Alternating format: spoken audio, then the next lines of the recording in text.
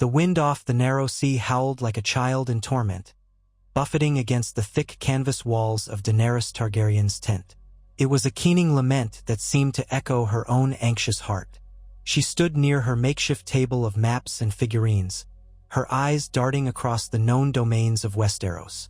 The flickering candlelight cast dancing shadows over the parchment, mountains and rivers appearing to undulate like a living, hostile terrain. By the time she turned to Tyrion Lannister, her most trusted advisor in matters of subterfuge and courtly strategy, her shoulders were set with the tension of a woman who believed destiny had chosen her. Yet destiny, Daenerys knew, required her to remain strong, no matter the cost. For months, she had consolidated her forces on Dragonstone, that ancestral seat of House Targaryen. It was a bleak fortress on the sea's edge, a place carved from black stone, rumored to be shaped by Valyrian sorcery. But despite the island's austere nature, it had something that no other seat in Westeros did: a deep connection to the line of dragons. It was from Dragonstone that Aegon the Conqueror had set forth to unite the Seven Kingdoms under his banner, and Daenerys clung to that parallel. She would be the second coming of her forebear, the rightful queen of the Seven Kingdoms. Yet each day the waiting and the politicking gnawed at her, as though the metal teeth of the Iron Throne were already at her back. Her dragons, Drogon, Rhaegal, and Viserion, had grown restless like her. She often paced along the cavernous passageways beneath the castle, where the heat from volcanic vents created a stifling atmosphere reminiscent of her youth in Essos. Down in those echoing caves, the dragons lurked. Drogon was the largest, black as midnight with a ridge of red scales, a living testament to fire and shadow. Rhaegal was green and bronze, a glimmering memory of old Valyria's forest and copper-laced hills. Viserion was creamy white with gold accents, named for the brother she had lost to treachery and cruelty. Tyrion approached her tent carefully, the wind still shrieking outside. His face carried a solemn, measured concern. "You're certain you wish to take all three?" he asked, voice subdued to a near whisper. "We've had ravens from the Reach. They say the Lannister forces are more scattered than we anticipated, but they still have archers, scorpions, Qyburn's contraptions." Daenerys cut him off, her tone sharper than she intended. "I will not cower in some dismal fortress as my enemies consolidate further. This war must be won by overwhelming force. The dragons are that force." He nodded, diplomatic but not convinced. "I only urge caution, because if something were to happen, if we lost even one, then I will mourn its loss like one mourns losing a child," she said, her eyes glinting. "But I cannot win the throne, cannot deliver on my promise to break the wheel by playing it safe. You said it yourself, Lord Tyrion. No queen ever conquered a kingdom by being timid." She observed him carefully, noticing how the lines on his face deepened in the soft glow of the candles. He studied the table of carved pieces, the symbolic lion for House Lannister, the flayed man for House Bolton that still lingered from a previous arrangement, the mockingbird for Littlefinger, and the dragons for Targaryen. Then there was the Iron Throne at the very center. He seemed to exhale softly. "All three dragons," he repeated, not looking at her. "You are the queen, Daenerys Stormborn. The choice is yours." Evening fell with an almost haunting grace that night. Storm clouds gathered to the west, their bellies flickering with distant lightning. The shore below Dragonstone was battered by rolling waves that broke against jagged rocks. Daenerys stood on a balcony that overlooked the sea, the wind pushing strands of her silver-gold hair across her face. She felt Drogon's presence before she saw him, a stirring of heat in the air. When she looked up, he was gliding overhead, his great wings outspread against the stormy sky. She closed her eyes, inhaling the salt air, exhaling apprehension. Tomorrow, she would mount Drogon and ride with Rhaegal and Viserion at her flanks. Tomorrow, she would descend upon a contingent of Lannister and allied troops rumored to be marching eastward. The plan was to scatter them, to show the might of House Targaryen, to break them before they could unite with the bulk of the Lannister army. The freedmen from Essos, the Dothraki outriders, and the Unsullied would follow to capture strategic ground. The conquest would begin in earnest. Sleep did not come easily. She tossed on her narrow bed, the ringlets of wind still lashing at the tent walls. She kept hearing the dull roar of waves, the clang of swords, the shrieks of men dying in flames. At some point, she drifted off, only to dream of ash falling like snow upon a deserted city. Before dawn broke, she rose, determined to chart her destiny rather than wait for it to unfold. When first light came, the dragons seemed charged with anticipation. Daenerys felt it like a hum in the air as she stepped into the courtyard of Dragonstone, where the black stone of the walls glistened with a thin coat of morning dew. Horses pawed at the ground. Men prepared their arms. Tyrion stood off to one side, conferring with Grey Worm and Missandei. The Dothraki hooted and cheered as they saw their queen approach, calling her Mysa, the breaker of chains, the unburnt mother. The thunder of their voices was enough to stir even the most jaded soldier's blood. She approached Drogon. The beast swung his long neck toward her, his molten orange eyes staring, as though to gauge her intentions. She reached out and placed a hand on the rough scales of his flank. The contact was electric. She climbed up, feeling Drogon's muscles tense beneath her. Rhaegal and Viserion circled overhead, their own guttural calls echoing in the morning air. A hush fell over the courtyard as she settled atop Drogon's saddle. Every man and woman present looked upon her with awe or trepidation, perhaps both. Then, with a single triumphant roar, Drogon launched himself into the sky, the wind from his wings sending dust and loose fabric swirling below. Rhaegal and Viserion joined him in a coordinated arc, their shadows crossing the courtyard like omens of war. Daenerys soared into the brightening sky, gazing down at her gathered forces. She saw the Unsullied standing in disciplined ranks, spears upright and shining in the early light. The Dothraki, so restless on foot, had now mounted their horses and were already galloping along the beaches, their war cries merging with the steady crash of the sea. She felt both pride and a pang of apprehension, a sense that her every decision now bore the weight of thousands of lives. They traveled inland, past rolling green hills and the occasional farmstead. The flight was swift with 3 dragons, each beating massive wings that dwarfed everything below. The smell of the ocean gave way to the fragrance of pines, the crisp scent of farmland. In the distance, Daenerys spotted the shimmering silver ribbon of a river, likely the Wendwater. She knew from Tyrion's reports that near that river, a column of Lannister-loyal forces was on the march, lugging wagons of supplies and weaponry. From her vantage above, everything seemed small, ephemeral. But she had learned long ago that armies possessed cunning ways of dealing with dragons. Hidden ballistae, poison-tipped quarrels, trained archers. She reminded herself to be careful. She could sense Drogon's excitement, but she also sensed the tensing coil of aggression within him. When the column came into view, she allowed herself a surge of confidence. It seemed smaller than the scouts had suggested. A few hundred men, lightly armored, some knights, many foot soldiers.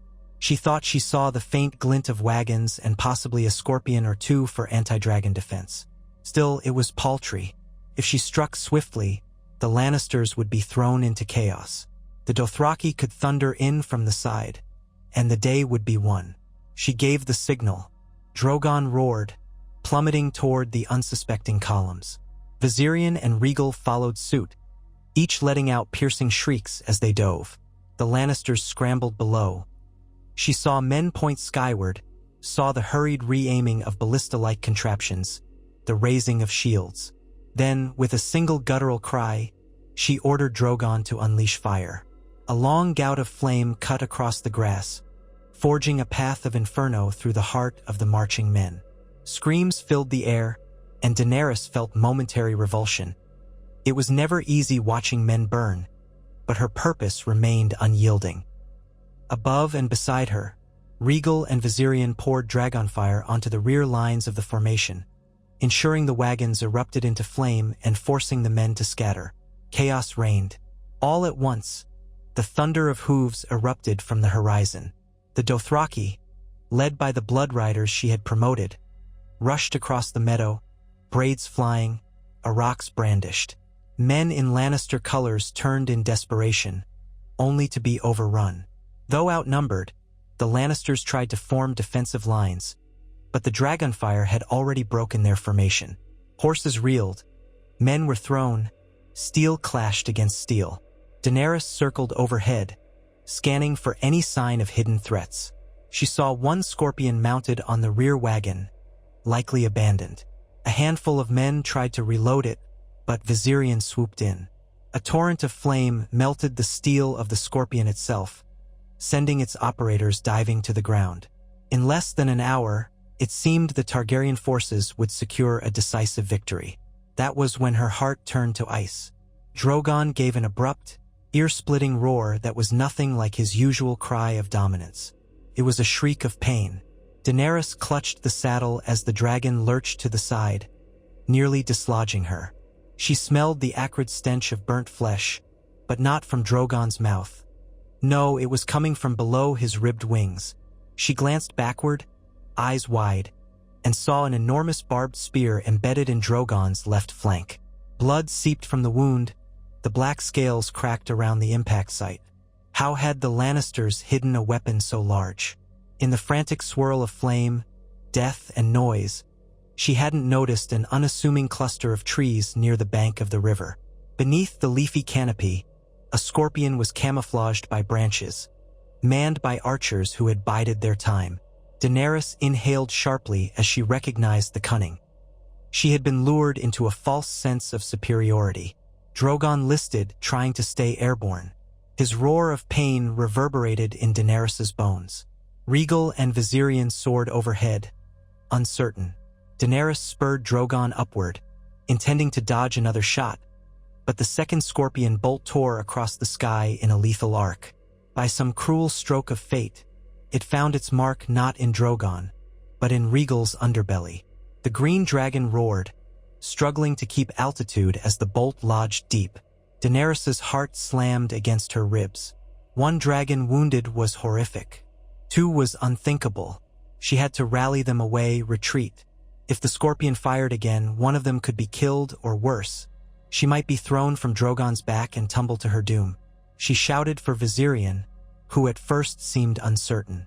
But then the white gold dragon flew into a frenzy, unleashing jets of fire at the hidden scorpion. Before the archers could reload, Viserion's flames consumed them, igniting the foliage around the device. But the damage was done. Drogon and Rhaegal were gravely injured. Wheeling Drogon around, she tried to lead them to a clearing away from the battlefield, trusting that the Dothraki and the Unsullied could handle the remnants of the Lannister men. Her only thought now was to protect her dragons, to keep them alive. She could almost taste the bitterness of the realization. She had underestimated her foes. She had believed that after watching the might of the dragons, they would succumb. But these were men fighting for their homeland, cunning or desperate enough to set a trap of their own. The air howled around her as Drogon struggled. Each wing beat seemed forced, ragged. Rhaegal followed, bright blood spattering the sky below him, flecking the wind with crimson droplets. She could see his flight was unsteady. The bolt must have punctured something vital. Then, in a heart-stopping moment, Rhaegal's wings folded as if all strength had left him. With a mournful shriek, he plummeted. Daenerys's screams tore through her throat. She watched helplessly as Rhaegal spiraled downward, the green body tangling in his own wings, desperately trying to catch the air. But there was no time. She could not watch him collide with the earth. She turned Drogon in a frantic dive, hoping to do something, anything, but Drogon, too, was in agony, and the dive was clumsy. They could only watch as Rhaegal crashed beyond a hillock, a cloud of dust and debris rising into the air, accompanied by the sickening crunch of massive bones and scales on impact. Her cry was swallowed by the rush of wind. Any thought of the Iron Throne vanished. Rhaegal might be dead, or too badly injured to ever fly again. Her mind reeled, refusing to accept it. In that moment, she thought only that she had to land, to see for herself, to comfort him if there was any life left. But fate was not finished. Drogon, battered as he was, landed a short distance away. Daenerys leapt off his flank, nearly stumbling. Dust clung to her boots, and the heated air stung her lungs. The field was a ruin of broken bodies and shattered earth. She scrambled toward the rising cloud, searching for Regal. His roar pierced the gloom just as she reached the crest of the rise. Relief and horror warred within her. He was alive, though pinned beneath the wreckage of a half-collapsed slope. One wing was bent at an impossible angle. The massive spear jutted from his belly, blood pooling beneath him.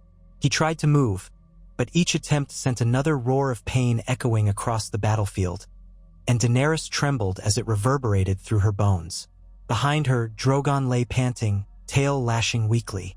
Smoke curled from his nostrils in feeble puffs. She turned, her heart pounding. Had the spearmen or archers followed? Her unsullied, her Dothraki would not be far behind. But where was Viserion? Her eyes swept the sky. She saw the white shape circling overhead, breathing columns of fire at intervals, perhaps still scattering the last pockets of Lannister resistance. Terror gripped her anew as she saw movement near the trees. Another scorpion, this one less hidden, rolling on creaking wheels, drawn by a team of terrified horses whipped by Lannister soldiers. They must have had a backup or a second group to keep the dragons from escaping once they were injured. The scorpion's long metal arm angled upward. Daenerys nearly screamed, "Drogon! Regal, fly!" But Regal was pinned, and Drogon was too wounded to soar instantly. Viserion descended in a streak of pale gold. In an act that would haunt Daenerys' nightmares for years, the white dragon unleashed a roar and dove at the scorpion, ignoring the danger. Archers loosed an enormous quarrel that sang through the air. The shot was off. It whistled past Viserion's flank, missing flesh by inches. For a heartbeat, Daenerys' heart swelled with hope that he might destroy the contraption in time. But another soldier was already cranking a second bolt into position. Daenerys watched in horror as Viserion blasted the scorpion with a stream of fire.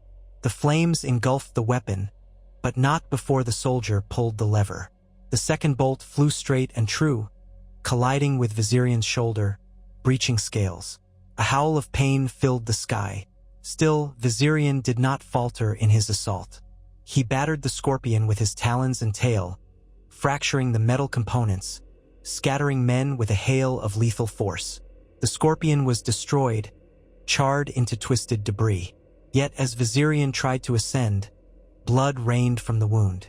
The dragon's flight became erratic. He tried to gain altitude, wings straining, but the injury was too great. He crashed in a swirl of dust on the same slope, not far from Regal. Daenerys felt her world implode. Both Regal and Viserion were on the ground, wounded, possibly dying. She spun wildly, searching for some sign of rescue. The Dothraki were still mopping up Lannister stragglers. The Unsullied were advancing. Tyrion, Grey Worm, Missandei, they might have been miles behind the front. She had only seconds to decide what to do, and her next choice would define everything. Drogon let out a pitiful grunt. He had dragged his injured body toward Daenerys, each movement a testament to his bond with her. She rushed to his side, pressing her hands to his snout, meeting his anguished eyes. She could feel his pain like a presence thrumming through her blood. Hot tears slid down her cheeks, but she forced herself to be calm. "Drogon, we must go to them," she whispered, her voice shaking. "We must help them. We must." A cluster of Lannister soldiers crested the hill, presumably a scouting party from the main column, or perhaps survivors. They were armed with pikes and crossbows. The moment they saw Daenerys, flanked by her injured dragons, they hesitated. She was still Daenerys Stormborn, the mother of dragons, but she was also vulnerable now in a way she had never been. She braced herself, hand on the hilt of a short sword at her belt, but Drogon, fueled by rage, whipped his head around. Despite his wound, he loosed a stream of flame that turned the men into a conflagration of screams and melting steel. She clutched his side, the heat of the flames nearly searing her eyelashes. The stench of burning flesh overwhelmed her, but any relief at driving them off was fleeting. The cost had already been paid. Drogon stumbled, nearly toppling her as the exertion of that last burst of flame took its toll. She rushed to steady him, though her own strength was meager compared to his gargantuan weight. She thought of the war council back on Dragonstone, how confident she had been. She thought of her vow to break the wheel, to end tyranny. Now, 2 of her precious children lay grievously injured. By the time Grey Worm and a portion of the Unsullied arrived, the battlefield was eerily silent save for the labored breathing and whimpering roars of the dragons. Dothraki riders galloped in, shouting, searching for more enemies. But the Lannister column was annihilated or scattered. A victory, but at a staggering price. Daenerys could not stand to look at her men's expressions. She saw pity in their eyes, sorrow, fear. She had meant to show her power, and indeed she had, but she had also revealed that even dragons could fall. Rhaegal died that night. He never rose from the place he had crashed. Daenerys, accompanied by Missandei and a few of her blood riders, managed to remove the enormous spear from his belly, but it only unleashed a fresh torrent of blood. He convulsed, letting out a final roar that left Daenerys trembling and tear-streaked.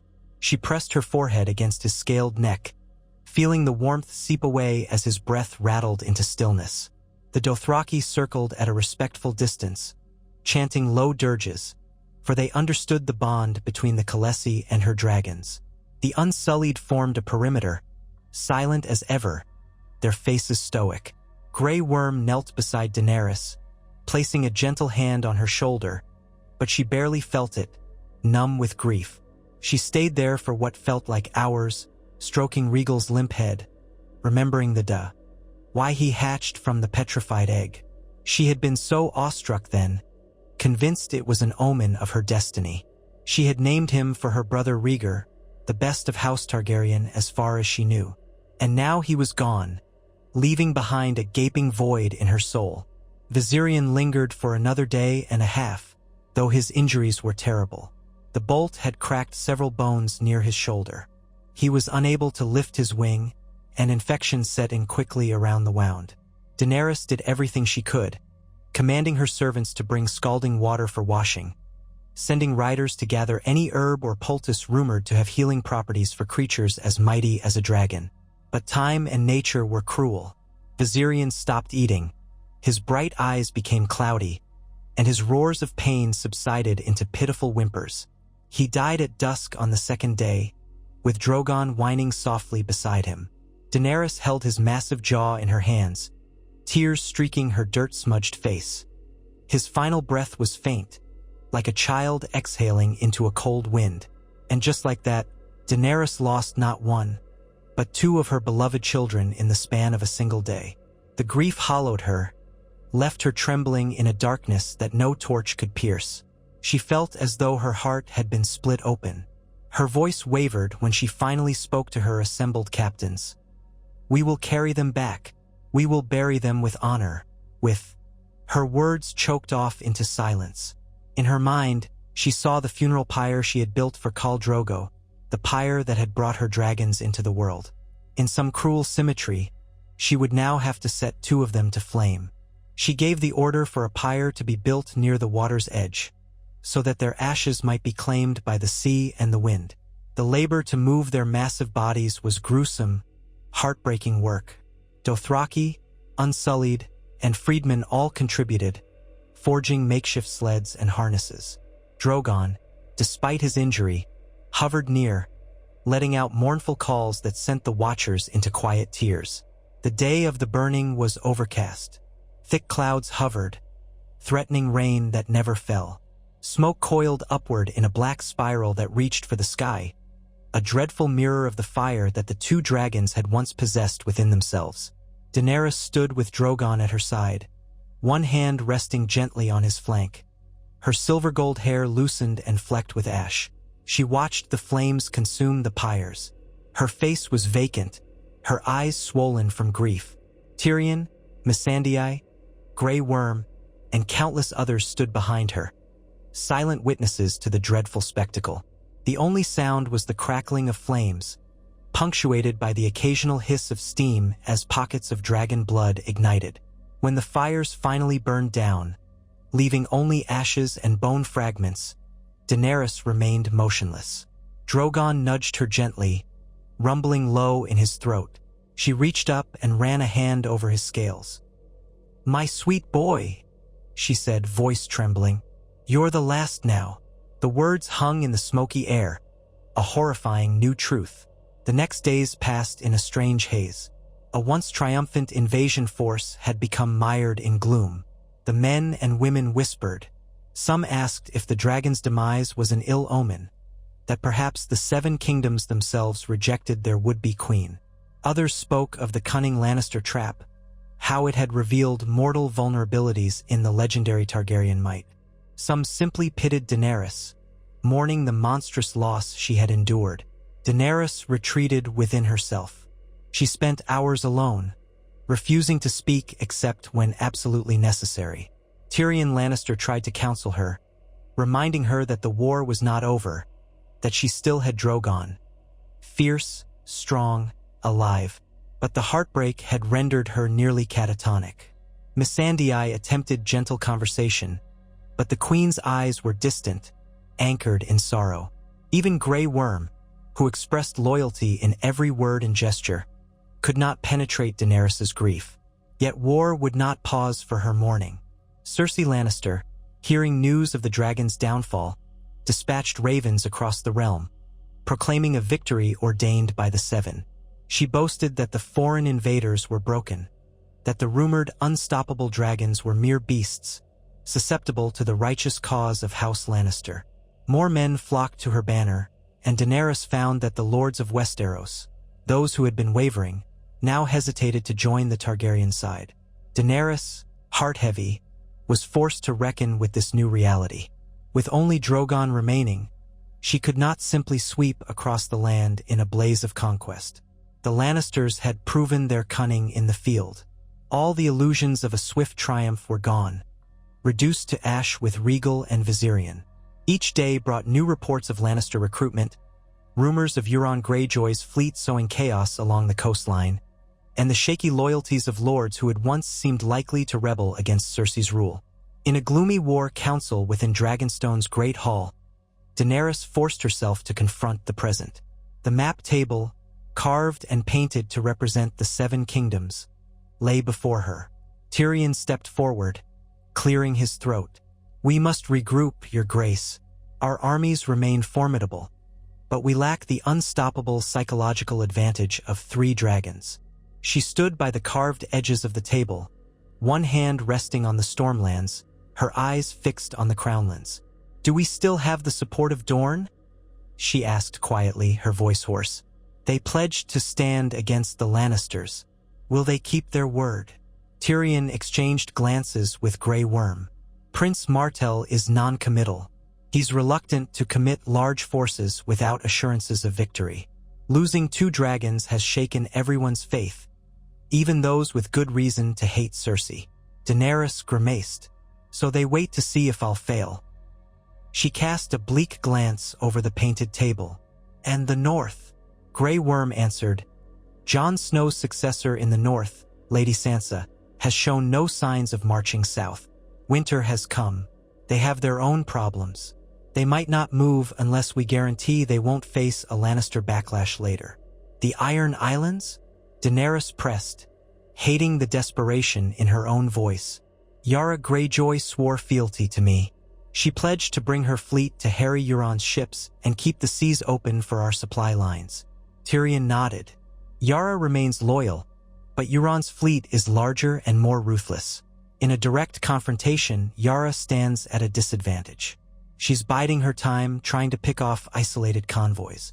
Nevertheless, it's a stalemate on the sea." Daenerys closed her eyes, fighting off a wave of despair. Once it had all seemed so simple: land, show the might of the dragons, free the downtrodden, crush those who opposed her. Yet war was never simple in Westeros. War was cunning, brutal, drenched in blood and deception. Tyrion's voice softened. "Your Grace, I know how deep your grief runs, but for the sake of the realm we must continue. Drogon stands as our greatest asset now, but if we lose him..."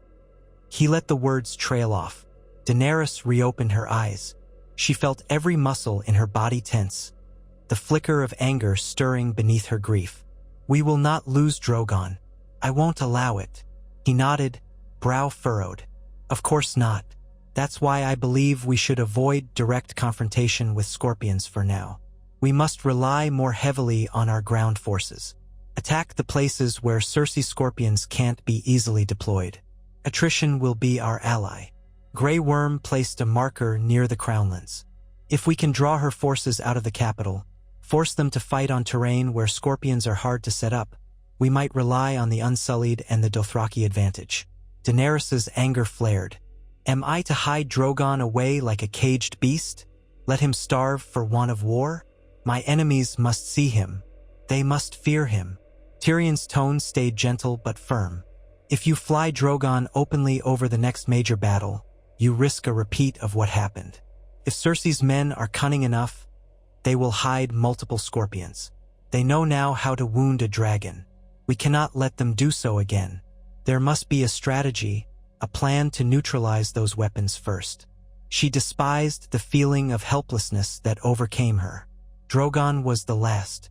If something befell him, House Targaryen's greatest symbol would vanish, leaving her a queen without dragons. She ground her teeth, staring at the map. Very well, she said finally. We fight with cunning. Let them see that we are not so easily undone. Nevertheless, forging cunning plans did not soothe the grief. No amount of strategy or retribution would bring Rhaegal or Viserion back. Every night, Daenerys lay awake, picturing the final moments of each dragon. Rhaegal pinned and broken, Viserion's fierce spirit extinguished by a single bolt. She wondered if she had been arrogant, whether her pursuit of conquest had doomed her beloved children. She wept quietly, missing their roars, their warmth, the way they soared around her like a living tapestry of flame. As the days turned to weeks, the Targaryen alliance orchestrated smaller strikes. Daenerys kept Drogon mostly at Dragonstone, letting him heal. The wound from the scorpion bolt had left an ugly scar across his flank. She feared infection, but he was strong. He devoured fresh cattle daily, and she often sat by him, stroking his scales, remembering. Tyrion, Grey Worm, and the Dothraki led raids on Lannister holdings that lacked heavy defenses, burning supply lines, raiding caravans. It was methodical, draining the Lannister war effort slowly. News came that Cersei was enraged, offering bounties for any man who slew or captured Daenerys' ground troops. But still, Cersei stayed behind the walls of King's Landing, a rumor swirling of more scorpions being forged, improved designs with heavier bolts and quicker reloading mechanisms. The advantage belonged to whoever forced the other side into an open, decisive battle, but Daenerys would not risk Drogon in such a confrontation, nor would Cersei risk a direct confrontation with the Dothraki and Unsullied where her scorpions might be neutralized. Thus, a stalemate of mutual dread descended upon the war. Daenerys found this new brand of warfare excruciating. She was used to momentum, liberation, the grand sweep of a conqueror's might. Now she had to rely on patience, subterfuge, and an acceptance that more of Westeros would burn in smaller skirmishes, that more innocents would be caught in the crossfire. She thought of the freedmen from Essos who had believed in her radiant promise of a better world. How could she now explain that the path to that world would be paved with yet more suffering? She felt the strain in every fiber of her being. Still, the nights were the worst. Whenever she closed her eyes, she saw dragons falling. She dreamt of them crashing to earth in a haze of blood, or worse, turning to ash in scorpion fire. She would wake soaked in sweat, heart thundering, certain for a moment that Drogon was gone as well. Only when she slipped from her bed and hurried to the courtyard, where Drogon rested near the old Targaryen gates, did she find some semblance of relief, pressing her face against his scales to remind herself he was real and alive. On one such night, Tyrion found her standing by Drogon, staring up at the star-dappled sky. The castle torches sputtered in the wind, casting pale, quivering light. He approached quietly, offering her a cup of warm wine. She took it without speaking, sipping as she gazed upon the horizon. "You haven't rested," Tyrion noted softly. "No," she pursed her lips. "My dreams are haunted." He allowed a moment of silence before speaking again. Cersei's new scorpions will be deadlier than the first. She nodded, tasting bitterness. So I've been told. He stepped closer, looking up at Drogon, who gave a low rumble, acknowledging Tyrion's presence. The scars on Drogon's flank were visible even in the dim light. I know it pains you, Tyrion said, but we might have to relegate Drogon to an even more limited role. One final strike, perhaps, when the time is right. Otherwise, we risk losing him. Daenerys stiffened, an internal war raging. There was logic in his words. But Drogon was not just a weapon, he was her child, her last child. I hear your counsel, she said carefully. But every day I do not deploy Drogon is a day Cersei's stories of victory spread. The realm sees my inaction and thinks me weakened. Tyrion sighed. Fear is powerful, but so is caution. We've begun winning small victories again. If we keep pressing, undermining Cersei's base of power, we might corner her. Then Drogon can deliver the final blow without undue risk. Daenerys stared at the waves that lapped against the black rocks beneath Dragonstone's walls. She recalled the moment Rhaegal's wings folded, his body spiraling downward. She shivered. We do not have the luxury of losing, she said in a hushed tone. But if I must wait for the right moment, I will. Tyrion gave a measured nod. We'll find it, Your Grace. She watched as he departed, feeling the chill wind off the sea ripple through her cloak. She placed her palm against Drogon's side, feeling the slow pulse of his breath. When I was young, she said to him, though she wasn't sure if he understood her words, I dreamt that dragons were unstoppable. I dreamt that we would free the world from tyrants and slavers, that we would make it better for everyone. Her eyes glistened. I failed Rhaegal and I failed Viserion. I won't fail you. As the war ground on, the months blurred. Ravaged farmland, destroyed caravans, dead men on both sides. The Targaryen alliance managed to capture key roads, forcing Cersei to consolidate her forces more tightly around King's Landing. A sense of creeping desperation tugged at everyone. There was no lightning-fast conquest, no glorious charge to the throne. People whispered that the realm bled, while the breaker of chains hovered in indecision. But behind that whisper was something else. Fear of what Daenerys would do if she was cornered. Cersei's supporters whispered that the Targaryen queen might torch entire cities to avenge her fallen dragons. Even some of Daenerys's own men harbored private concerns about her grief-driven rage. After all, she had a single dragon left, but a single dragon unleashed upon a city could still cause cataclysmic destruction.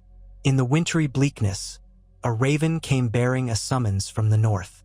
Sansa Stark invited Daenerys to send envoys for further talks of an alliance, specifically referencing an old promise, presumably made during Jon Snow's time. Daenerys was tempted to ignore it, but the north was a large domain, and forging an alliance could be decisive. Reluctantly, she agreed to send Tyrion to Winterfell, hoping to rekindle the bond that Jon had once forged. Tyrion left with a small retinue, the ride to Winterfell guaranteed to be frigid and slow.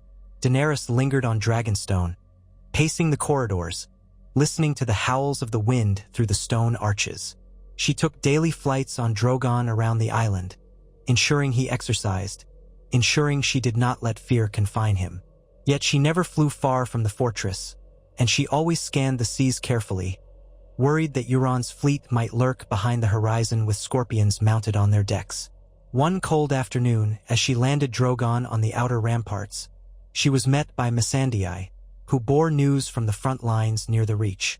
The Targaryen ground forces, led by Grey Worm, had engaged a Lannister company guarding the roads. The Lannisters had more advanced scorpions, but they were poorly stationed. A small team of Unsullied had managed to overrun the scorpion operators before they could load their bolts. The victory was thorough. More significantly, the local peasants, seeing the cruelty of Lannister rule, had welcomed the Targaryen forces, offering supplies and safe passage. Daenerys felt a spark of hope. Perhaps the realm was turning against Cersei's tyranny. Perhaps, over time, she could claim each territory without gambling Drogon's life. But as she read the dispatch in more detail, the spark dimmed. The people feared her dragons nearly as much as they feared Cersei. The text described how the peasants trembled at the mention of Daenerys's name, uncertain if she might burn them as well. The scribbled notes indicated a mixture of relief and trepidation. Some recalled how she had burned Lannister soldiers in the field of fire. The precariousness of her position weighed upon her. While she had come to break chains and free the realm, the tragedy of losing 2 dragons had cast a dark shadow, turning the hearts of many to dread. The more she fought, the more she risked proving them right, that dragons brought only fire and terror. A fortnight later, Tyrion returned from the north. His face was solemn, but there was a subdued optimism as well. He reported that Sansa Stark remained guarded, but recognized that Cersei was no friend to the north, and that a Targaryen alliance might benefit both sides. There was an unspoken tension, however, a sense that the north did not truly trust Daenerys. Perhaps it was the memory of how her father once burned their forefathers, or the recollection that she had lost control of 2 dragons in the south. Still, they were willing to talk.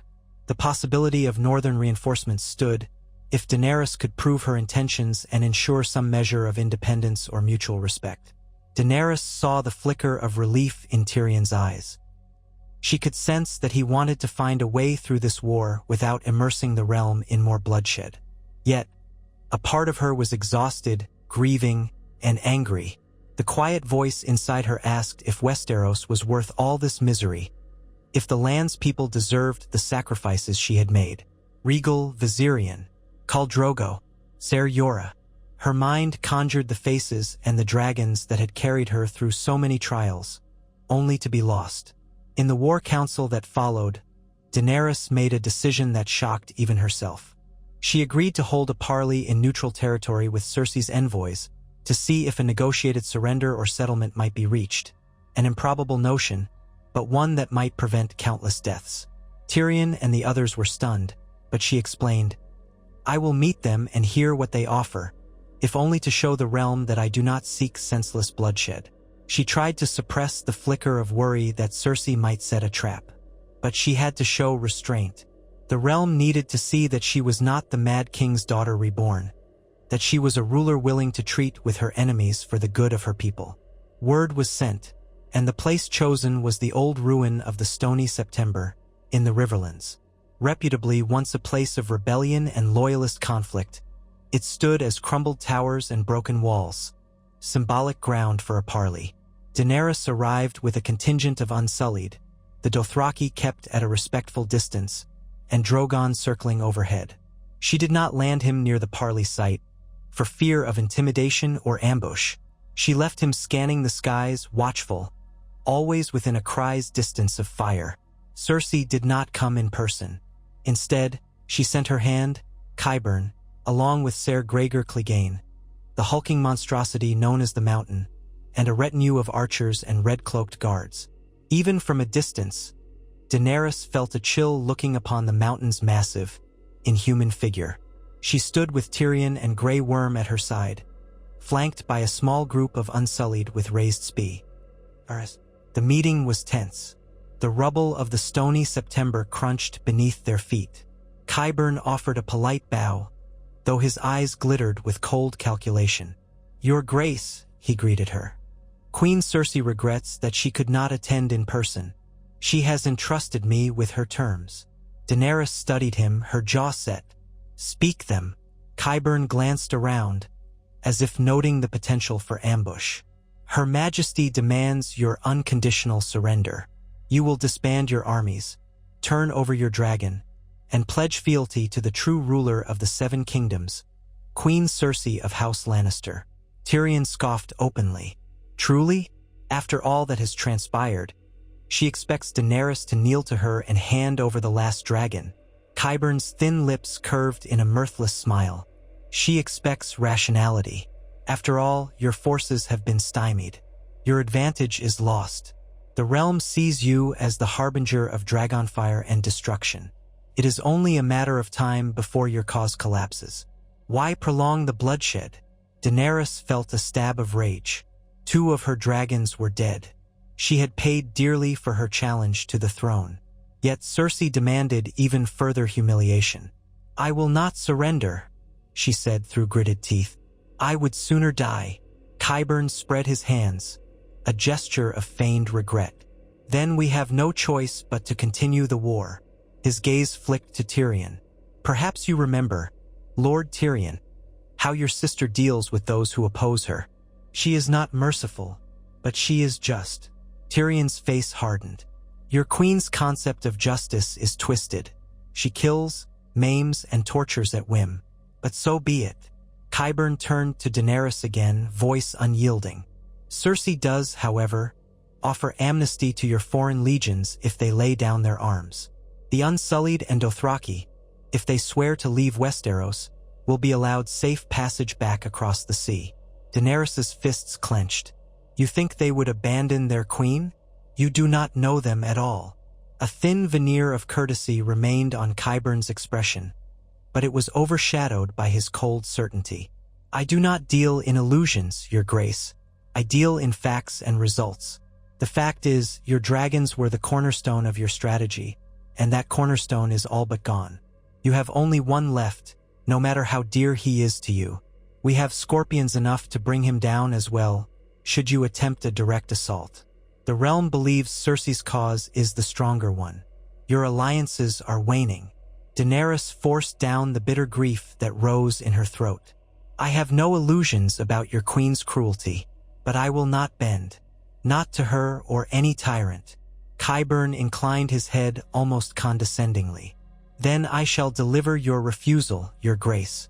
May the gods have mercy on us all.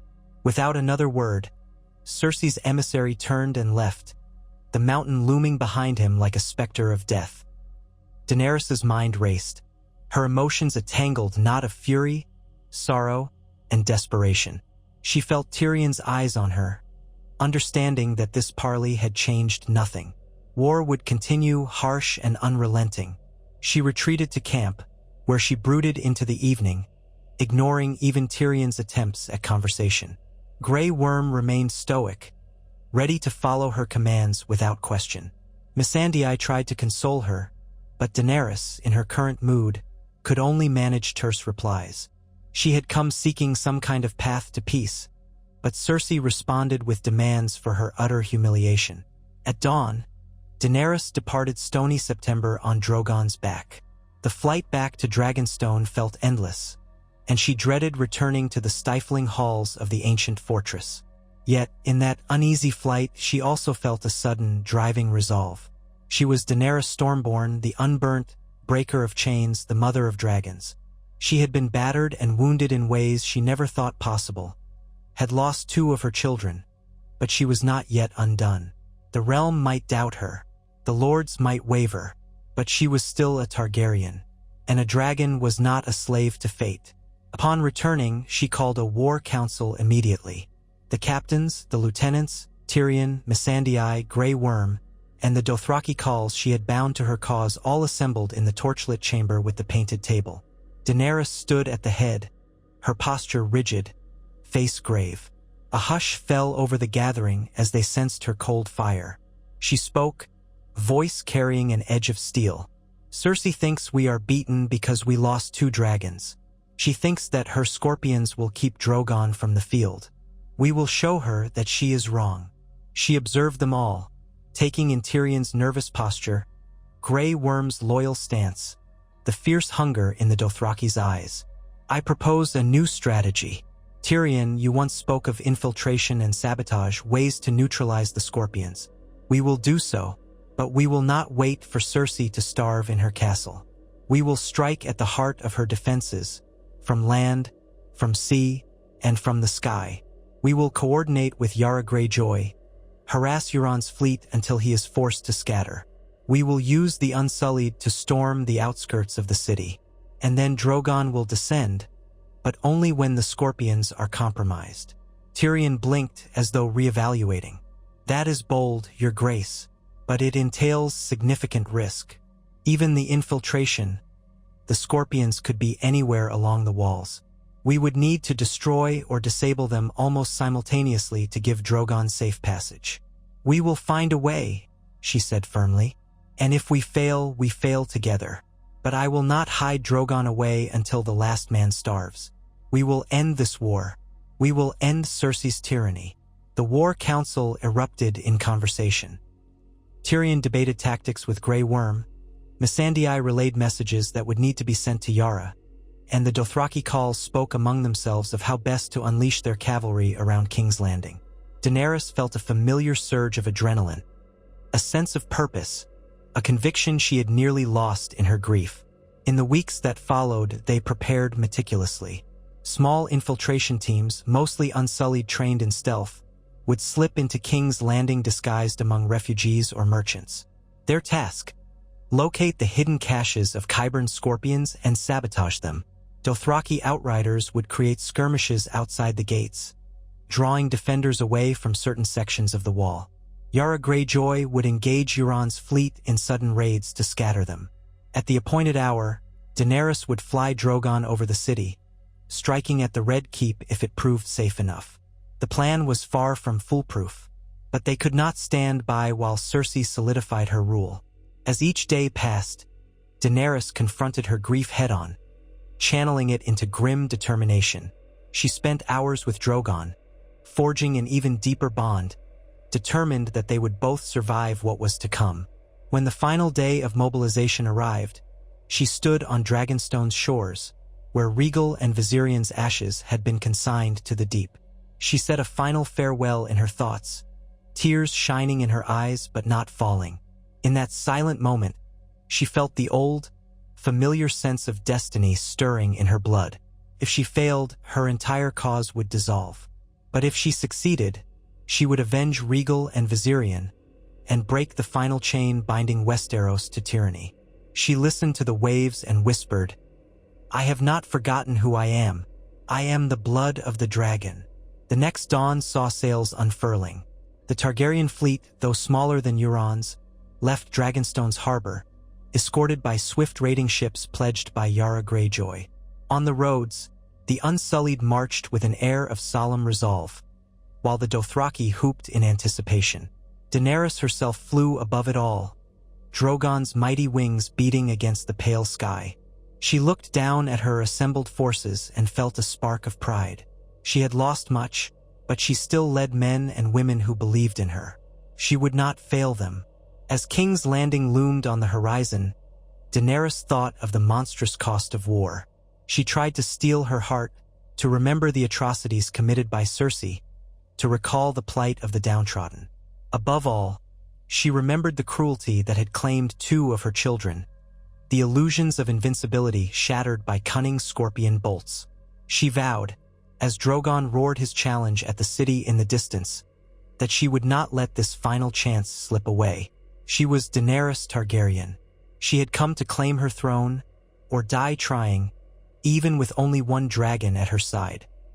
When the towers of the city rose in the morning light, she caught a glimpse of scorpions perched along the walls, gleaming metal silhouettes against stone ramparts. Fear shot through her, recalling that day she lost Rhaegal and Viserion. But then she spotted movement on those walls, small shapes, the infiltration teams. Explosions rang out as sabotage charges destroyed scorpions in bursts of flame and shattered debris. A wave of shouts and panic spread along the ramparts. Dothraki riders charged at the gates, forcing defenders to split their focus. Daenerys hovered with Drogon, scanning for the greatest concentration of scorpions. She saw one rotating on the eastern tower, turning toward the chaos below, uncertain. Before it could fire, an unsullied sabotage team emerged from behind crates, dispatching the operators with ruthless efficiency. Daenerys breathed in relief. Not all scorpions would be easily neutralized, but enough. She urged Drogon forward, heart pounding. The city sprawled beneath her, a labyrinth of rooftops and winding streets. She glimpsed columns of smoke rising where infiltration teams had begun lighting supply depots on fire. She felt a moment's empathy for the citizens caught in the maelstrom. But if she did nothing, Cersei's cruelty would reign unchallenged. So she soared for the Red Keep, that looming fortress of red stone perched on Aegon's high hill, a bastion of Lannister power. Below, archers fired arrows, but Drogon's thick scales deflected them. Even from this height, Daenerys could see the confusion, the scattered defenders. They had not expected the sabotage to be so extensive. She prayed Tyrion's gambit would spare as many innocents as possible. A scorpion bolt whistled past Drogon's wing, dangerously close. She gasped, leaning forward, scanning for the source. On a lower battlement, she saw a scorpion crew hurriedly reloading, unnoticed by the infiltration teams. Her heart leapt in alarm. If they got off another shot, Drogon could share Rhaegal's fate. She urged Drogon to dive. The black dragon roared, flames bursting from his jaws. In a single pass, he reduced the scorpion to molten slag. She heard the screams of men, saw them scatter like insects, but she did not relent. She pressed on, forcing herself to remain vigilant, scanning each rooftop and tower. It was harrowing, the memory of losing Rhaegal burning in her mind. Far below, the gates of the Red Keep were forced open by a combination of unsullied assault and sabotage from within. Grey Worm led the charge, fearless. The Dothraki poured in behind them. The Lannister defenders fought valiantly, but the infiltration teams had paved the way, crippling key defenses. The courtyard descended into chaos, a swirl of steel and dust. Daenerys circled overhead. She wanted to put an end to it, to find Cersei and demand her surrender. Yet the madness of battle gave her pause. If she landed Drogon in the midst of it, she risked archers and hidden scorpions. The heartbreak of losing Rhaegal and Viserion reminded her that caution was necessary. She spotted movement on a tower balcony. Queen Cersei herself, clad in crimson and gold, gazing down at the battle below. Daenerys felt a surge of rage. She guided Drogon toward the tower, intending to strike it with flame, to bring it crashing down, to end the war in a single blow. And yet, at the last moment, she hesitated. Innocent or not, the entire tower's collapse might kill many inside who had no direct hand in these cruelties. She remembered the vow she had made to protect the people. Roaring in frustration, Daenerys pulled Drogon back, letting out a blast of fire over an empty courtyard near the tower's base, scattering defenders. She looked up at Cersei's balcony. Even from a distance, she saw the queen's cold glare, as though mocking Daenerys's restraint. A wave of Targaryen-aligned forces flooded the Red Keep's corridors. The Mountain, unstoppable as he was, rampaged through the halls, trying to hold them at bay. Qyburn had prepared hidden traps, pockets of wildfire that erupted in green flame in some corridors, claiming lives on both sides. Daenerys circled overhead, helpless to do much but watch, trusting her generals within. Then, amid the chaos, the great gates of the Red Keep opened from the inside. Daenerys's forces pushed through, capturing or killing those who resisted. The City Watch, seeing the futility, began to lay down arms in pockets. Civilians cowered, uncertain whether they would be butchered or freed. Daenerys felt her heart twist. She wanted to spare them the terror. She wanted to show mercy, but vengeance and sorrow simmered within her. Finally, a horn sounded, the call of surrender. The Lannister banners atop the Red Keep were torn down. Cheering broke out among the Targaryen soldiers and the freedmen who had joined the cause. Daenerys circled, her eyes on the keep's highest ramparts. She saw a few straggling defenders dropping their weapons. Cersei was nowhere in sight. Cautiously, she directed Drogon to land in the courtyard, battered from the fight, though physically uninjured. As soon as she dismounted, Unsullied and Dothraki parted to give her space. Their cheers were hushed, uncertain, as though they feared her reaction. She nodded at them, hair whipping in the wind, face smeared with soot and sweat. Then she strode into the keep, flanked by Grey Worm, searching for Cersei. They found the queen in the throne room, standing defiantly beside the Iron Throne, her crimson gown stained with dust, her eyes filled with hatred. She had no guards left save for the Mountain, and that monstrous knight was already on the far side of the hall, battered by the unstoppable fury of a group of Unsullied. Qyburn lay broken at the base of the stairs, apparently flung aside by his own creation. Daenerys halted, gazing upon the Iron Throne that had haunted her dreams. With 2 dragons lost and her final one exhausted outside, she faced the woman who had orchestrated her heartbreak. who had proven as merciless and cunning as any Targaryen foe. The air crackled with unspoken tension. Cersei lifted her chin. "You think this city is yours, Targaryen? You have done nothing but sow chaos and death." Daenerys' voice was quiet, layered with grief and resolute anger. "You speak of chaos? You who used wildfire on your own people, who starved them under your rule, who murdered and terrorized without mercy." Cersei's lips twisted. "You are not so different. You have burned men alive, spread fear. Yet you stand here triumphant. Are you so pleased with the cost? Where are your other dragons?" Rage flickered behind Daenerys' eyes, but she forced herself to remain composed. "They died so that I could stand here and end your reign of terror." Cersei smiled, an expression both bitter and spiteful. "They died for nothing. The people will never love you. They will always see the Targaryen name and think of dragons and fire, think of what you destroyed." Daenerys ascended a step, ignoring the clang of swords behind her as the Unsullied seized the last defenders. She stopped within arm's reach of Cersei. "I did not come to be loved by those who only fear. I came to free those who had no choice. You gave them no choice." Her voice trembled. "But perhaps I have no choice left either." She remembered the voices of her advisors urging mercy, urging caution. But she also remembered the screams of her dragons, the moment they fell to Cersei's cunning. Her entire soul warred between vengeance and the principle of breaking the wheel. For a moment, her hand clenched, as though she might draw a dagger. Cersei did not flinch, though her breath caught. Time stretched on, each heartbeat echoing. Then Daenerys exhaled. "Take her," she commanded her Unsullied, "and lock her in the black cells to await judgment. We will not repeat the horrors of the past." Cersei's face registered surprise. Perhaps she had expected an immediate death, the fate she had inflicted on so many enemies herself. But Daenerys was not finished. "You will stand trial," Daenerys said, her voice echoing in the throne room, "for your crimes against the realm." Then, in the hush that followed, Daenerys turned her gaze to the Iron Throne. 1,000 swords fused by dragonfire, a seat that had cost her so much.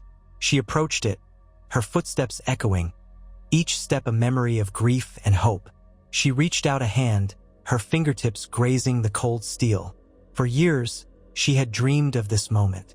But as her fingers touched the metal, she felt a surge of conflicting emotion. Rhaegal and Viserion were gone. This was not the triumphant ascension she had imagined. The ghosts of war lingered in every corner of the hall. Tears welled in her eyes, though she did not allow them to fall. She thought of Drogo, Yora, Missandei's unwavering support, and the thousands who had fought for her. She thought of the 2 dragons who would never see their mother on the throne. She rested her hand there for several heartbeats, letting the weight of her journey settle upon her. Then she turned, gazing at the battered city through the tall windows, the pale light illuminating the swirling dust motes in the air. This was victory, and it felt as much a sorrow as a triumph. "Have the bells rung," she said softly to Grey Worm. "Let the city know the battle is done." She almost choked on the words. The last time bells tolled in King's Landing, it was for surrender. Now it would be for her victory. Would the people rejoice or tremble at the mother of dragons who had lost 2 of her children? She supposed time alone would tell.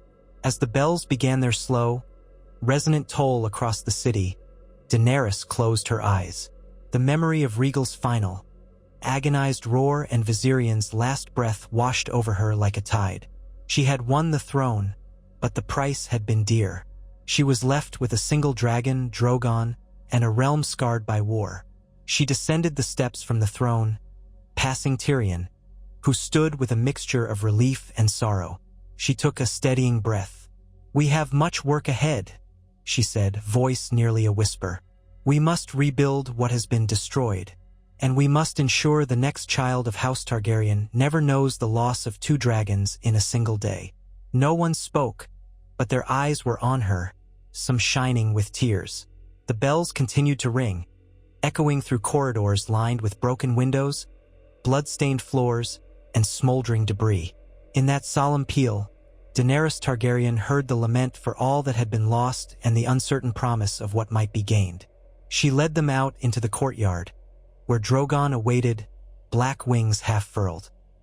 He let out a soft rumble, bowing his head as though sensing her heavy heart.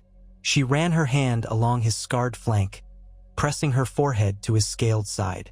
He was her last living child, and together, they would have to guide Westeros through the wreckage of Conquest into whatever future might arise.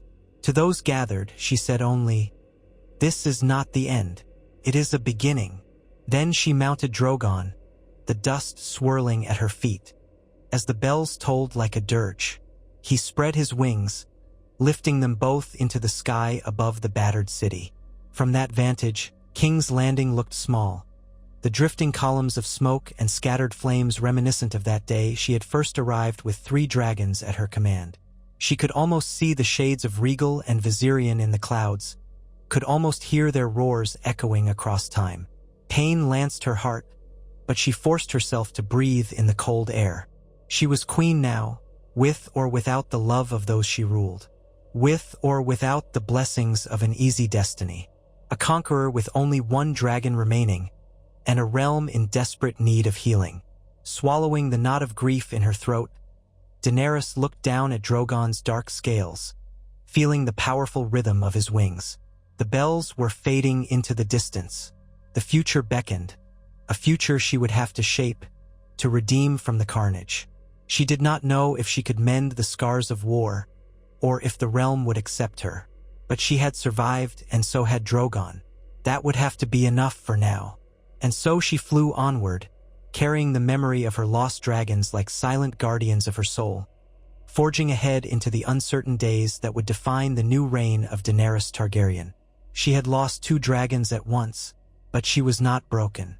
She was forged anew by fire and grief, crowned in the ashes, determined to fulfill the promise that had guided her across continents, that she would not simply sit the Iron Throne, but ensure that no other mother would ever have to weep over the broken body of her child again. Daenerys lingered in the sky long after the bells fell silent. King's Landing stretched out beneath Drogon's shadow, a broken shape of soot-stained towers, pockets of lingering flame, and drifting columns of smoke that climbed into the pale morning light.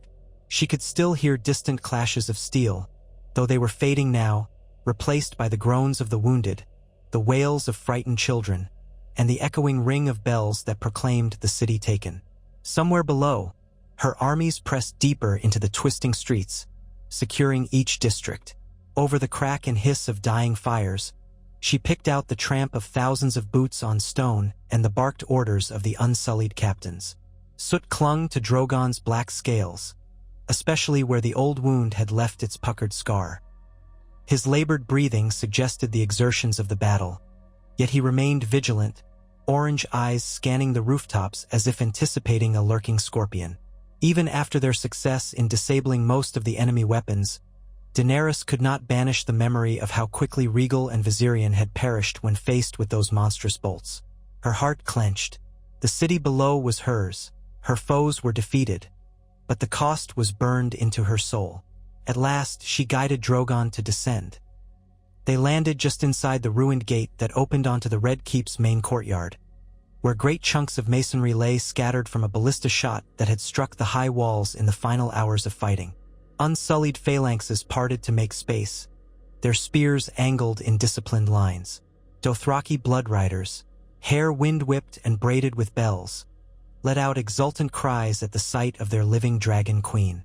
But the usual exultation Daenerys felt after a victory was muted. She slipped down Drogon's flank, her boots meeting the blood-stained ground. Her men pressed around her. Some shouted Mysa, while others simply gazed at her with relief etched into their faces. She saw Missandei, face drawn, hurrying over with letters in hand. Missives from Targaryen scouts and infiltration teams scattered throughout the city. Near Missandei stood Grey Worm, his expression impassive, though his eyes glimmered with subdued triumph. Tyrion lingered at a distance, hands folded, surveying the carnage with haunted eyes. He had just come from the Red Keep's throne room, making certain no last scorpions or caches of wildfire remained to spring nasty surprises on them. Daenerys nodded to the assembled officers, her gaze flicking to the bodies strewn about the courtyard. Most were Lannister guards and gold cloaks who had resisted the final push. Here and there, a Dothraki corpse or an unsullied lay among them. She fought the wave of sickness that rose in her throat, remembering the day she had dreamed of liberating a city in Westeros with throngs of freed people cheering in the streets. Reality was a darker tapestry, dyed in red and ash. Missandei offered a small bow, pressing the Raven's letters into Daenerys' hand. "The sabotage teams have reported success in all but 2 districts," she said in a soft voice. "The flea-bottom scorpion was disabled. The gate of the gods' arsenal is in flames. We haven't yet confirmed the destruction of the scorpion in the Dragon Pit area. It was rumored to be hidden under tarps, but so far we've encountered minimal resistance there." Daenerys clenched the letters. "Any word on the small folk casualties?" Missandei shook her head sadly. "No accurate numbers yet, Your Grace. Many buildings collapsed, and pockets of fighting remain. But we've tried to restrain any additional destruction. Some Lannister soldiers are still holed up in houses, refusing to surrender." Daenerys took a slow breath. She had not wanted the streets to run red, but war was rarely so kind. "Send more Unsullied to secure those strongholds with minimal bloodshed. Let the soldiers lay down their arms if they wish. We do not kill men who surrender." Grey Worm dipped his head in acknowledgement. "It will be done." Tyrion stepped forward, voice subdued. "You should know that Cersei is under guard in the dungeons, awaiting your command. Ser Gregor Clegane is dead, taken down after he wounded and killed many of our men.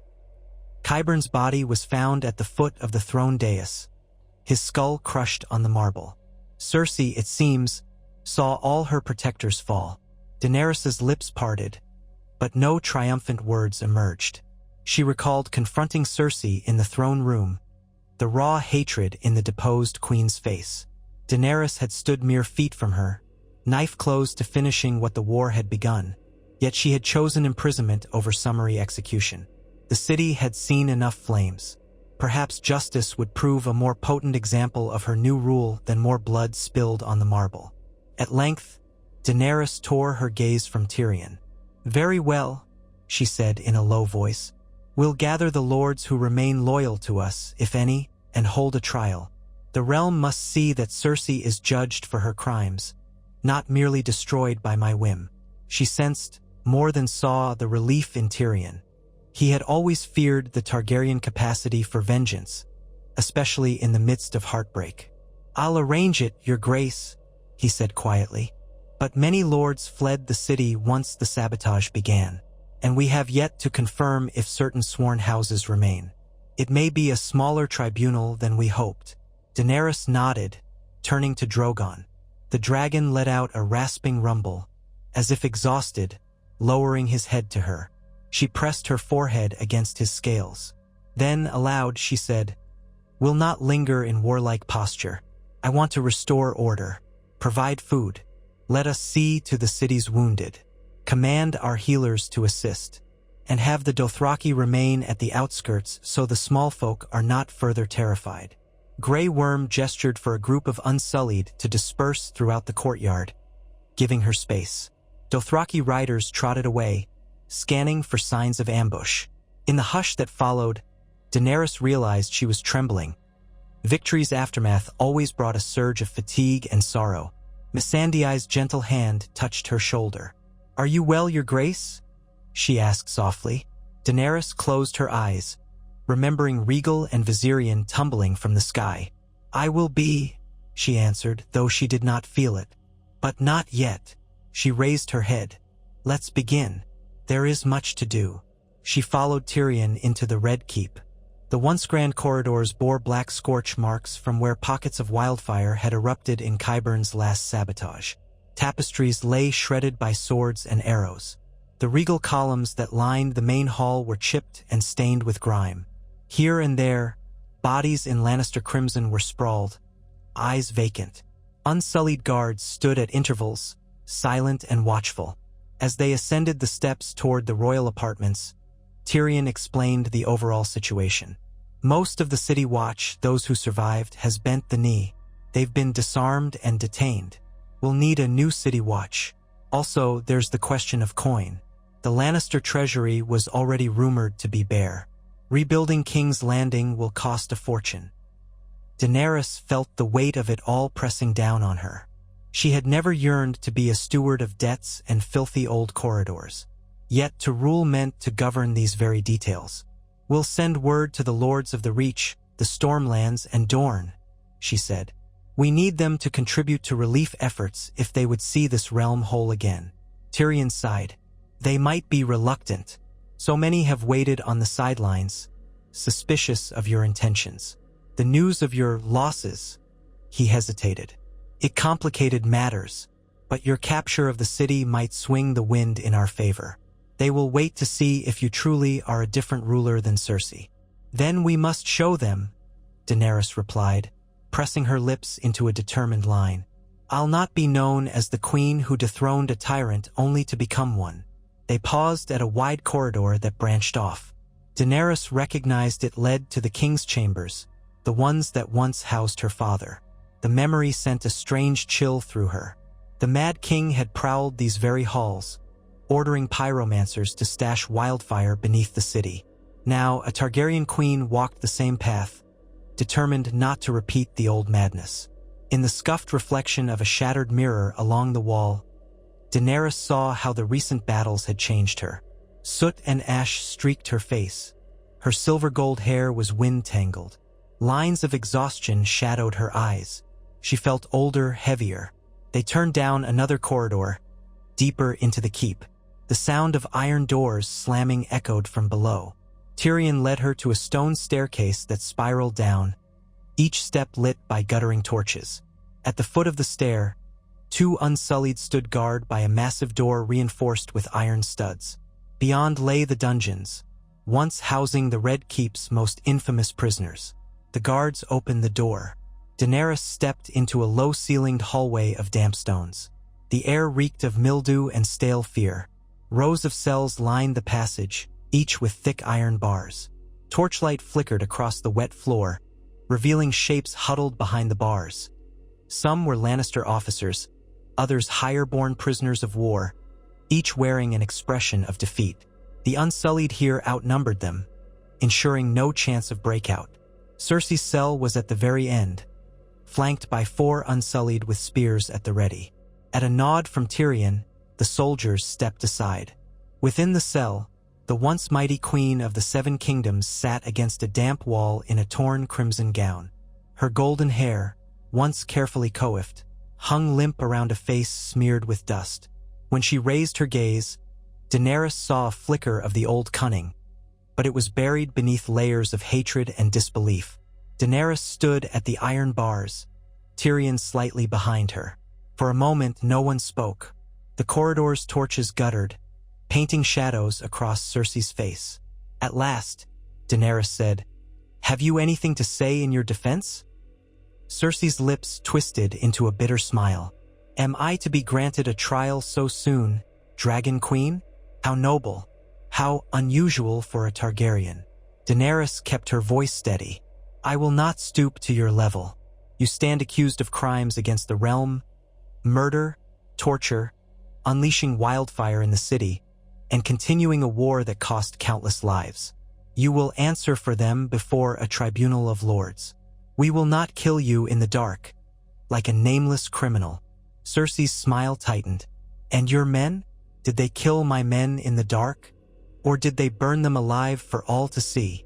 Her voice sharpened. "You think yourself righteous? You've slaughtered more in a day than I did in a moon's turn." Daenerys's anger flared, and she took a breath to contain it. "I will not debate with you. The realm will decide your fate." "And who decides the realm's fate now, if not you?" Cersei retorted. "Will you wave your magic dragonlance and rebuild all that you've destroyed? Where is your father's vow to burn them all?" She gave a mocking laugh. "The apple does not fall far from the tree." Daenerys's lips parted, but Tyrion placed a hand gently on her arm. She did not speak, only gazed at Cersei with a solemn finality. "Guard her well," Daenerys said to the Unsullied. She is not to be harmed until the trial. Make sure she is fed and provided water. Her crimes do not absolve us of decency." The Unsullied saluted. Without another glance at the deposed queen, Daenerys turned and walked away, her heels clicking on the wet stones. Tyrion followed, quiet. The farther they moved from Cersei's cell, the more Daenerys felt an ache in her chest. So much hatred, so much death. And for what?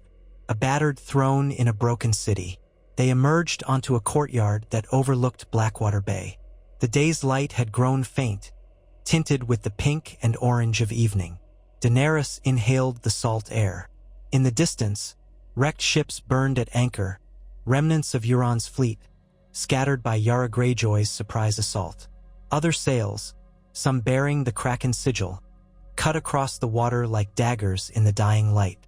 King's Landing had never looked so weary. A voice caught Daenerys' attention. She saw Davos Seaworth hurrying across the courtyard.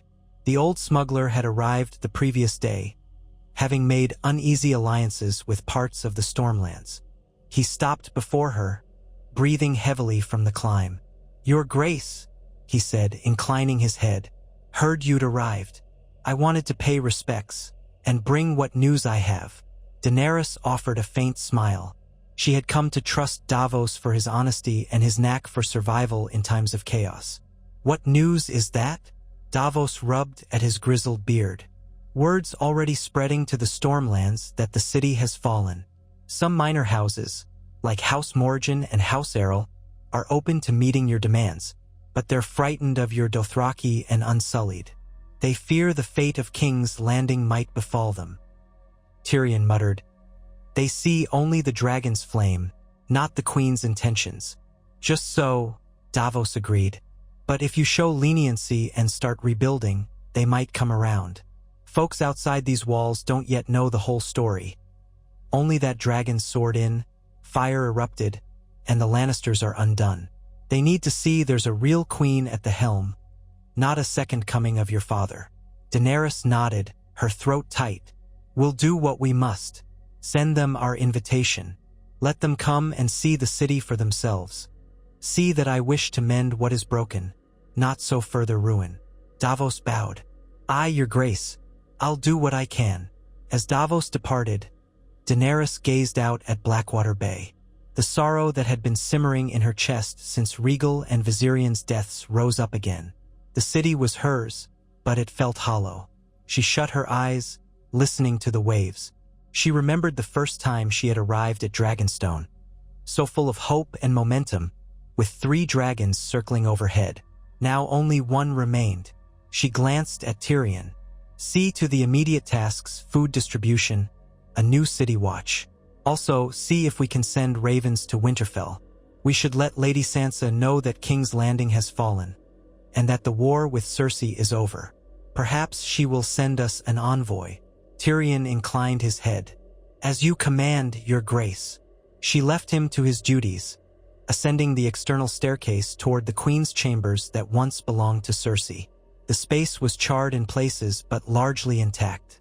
Servants bustled about, removing blood-stained rugs, trying to sweep away rubble.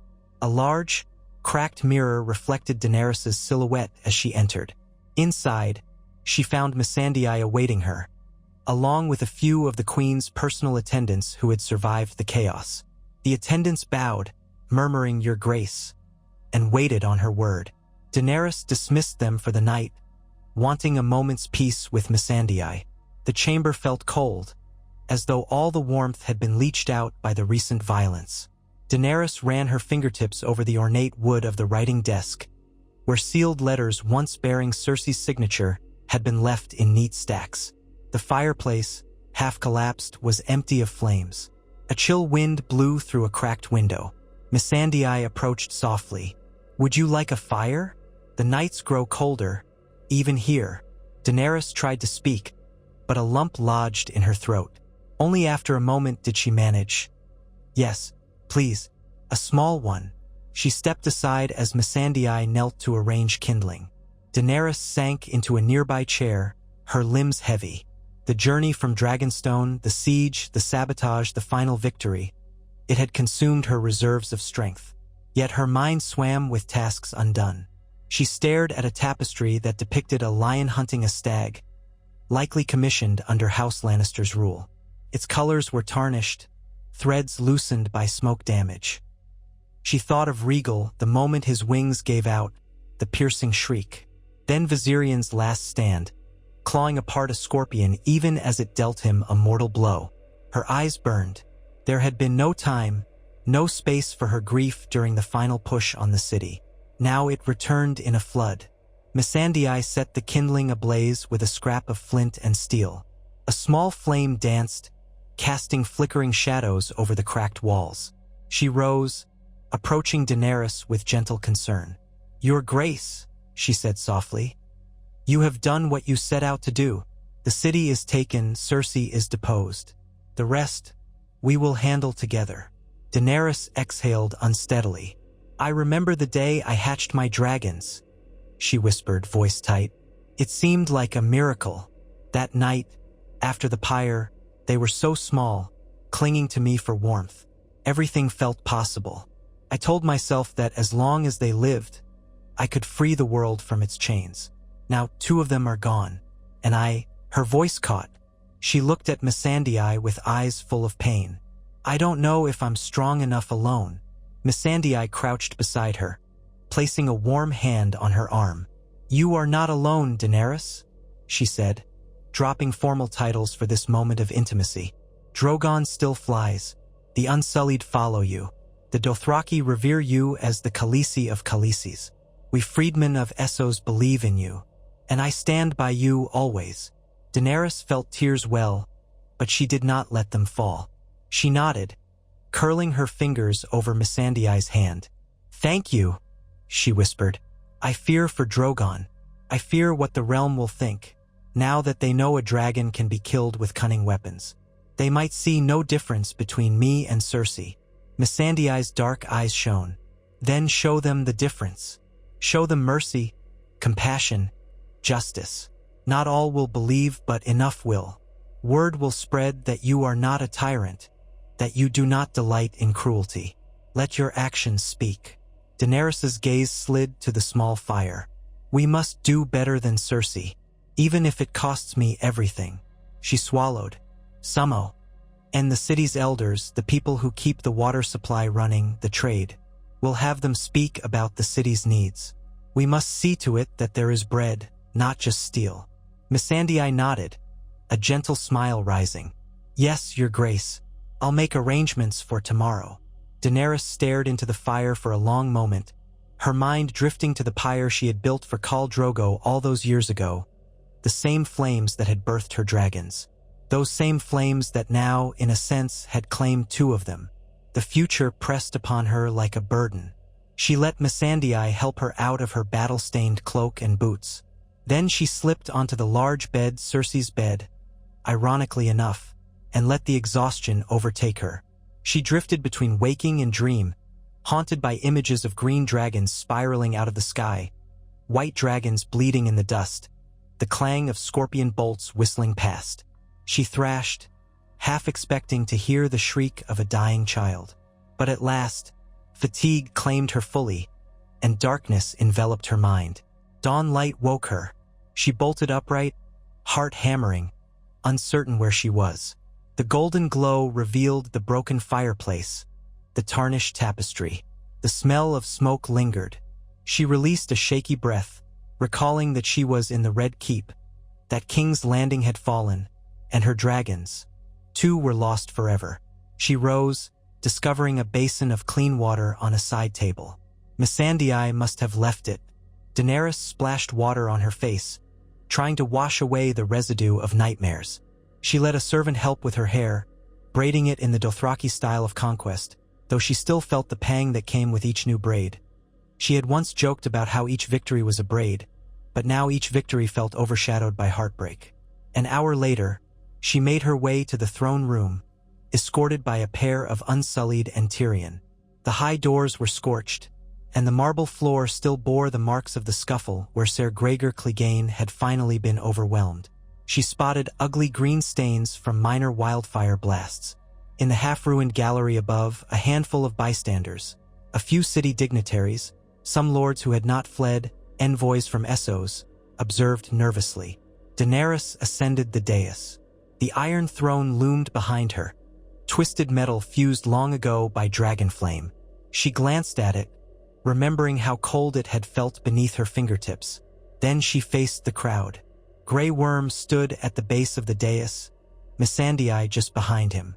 Tyrion stood to one side, hands clasped. She cleared her throat, voice ringing through the battered hall. "People of King's Landing," she began. "The war with Cersei Lannister is over. Your queen is deposed, awaiting trial for her crimes against the realm. You have my word that no harm shall befall you if you lay down your arms and cooperate in restoring peace. I will not punish those who served her out of fear or necessity. We must look to the future." A ripple of murmurs spread through the watchers.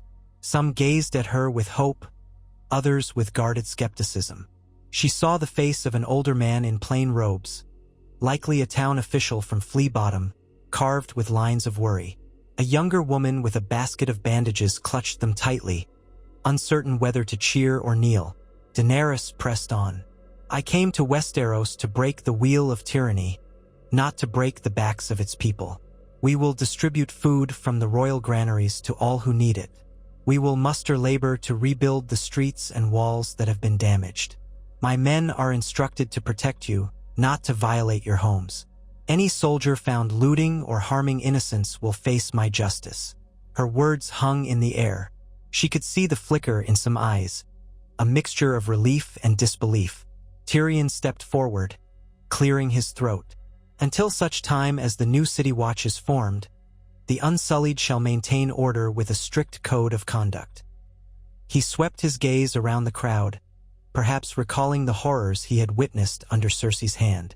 "King's Landing has seen enough wanton cruelty." Daenerys nodded, scanning the faces. "If any of you wish to petition the crown, come forward this evening at the grand foyer of the keep. I will hear your grievances. My advisors will work diligently to see that justice is done." She ended with a measured bow, then turned away. The crowd parted as Grey Worm and Missandei accompanied her from the throne room. Tyrion lingered to direct various city officials and pass out instructions. Daenerys inhaled deeply as she emerged into the daylight of the outer courtyard. The city spread before her, the waters of Blackwater Bay glinting in the early sun, the stench of burnt debris mixing with the salt air. In the coming days, Daenerys thought, the city's mood would determine much. If the small folk remained terrified or resentful, open rebellion could brew. If they saw signs of hope, a chance to rebuild their lives without fear, they might accept her rule. She glanced up, searching for Drogon in the sky. He was perched atop a portion of the keep's ramparts, hunched like a gargoyle, wings folded. The sight of him, proud yet alone, brought a tightness to her chest. She descended a set of stone steps leading toward the lower bailey, where a makeshift hospital was being set up. Dozens of cots had been strewn under awnings, and wounded men, both Lannister and Targaryen, were laid side by side. A handful of women, presumably local healers, moved among them with bandages, flasks of milk of the poppy, and fresh water. Nearby, Daenerys spotted a cluster of Dothraki rummaging through supplies, likely searching for something to ease the pain of their wounded kinsmen. Grey Worm followed as she wove between the cots.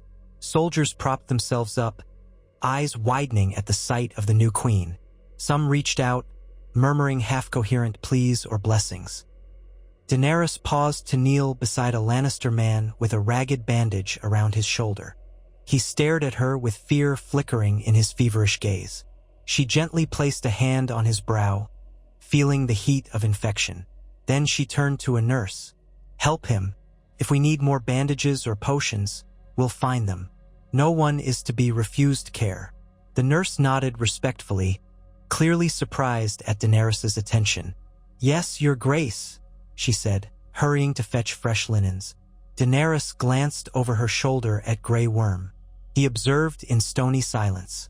She remembered how many of his unsullied brothers had perished in the fight against Cersei's forces. He was loyal beyond words, but she sensed turmoil within him as well. His entire life was warfare, and now, in victory, the transition to peacetime might feel unsettling. Especially after they had lost so many, dragons included. She rose to her feet. "Come," she said to Grey Worm, guiding him away from the cots.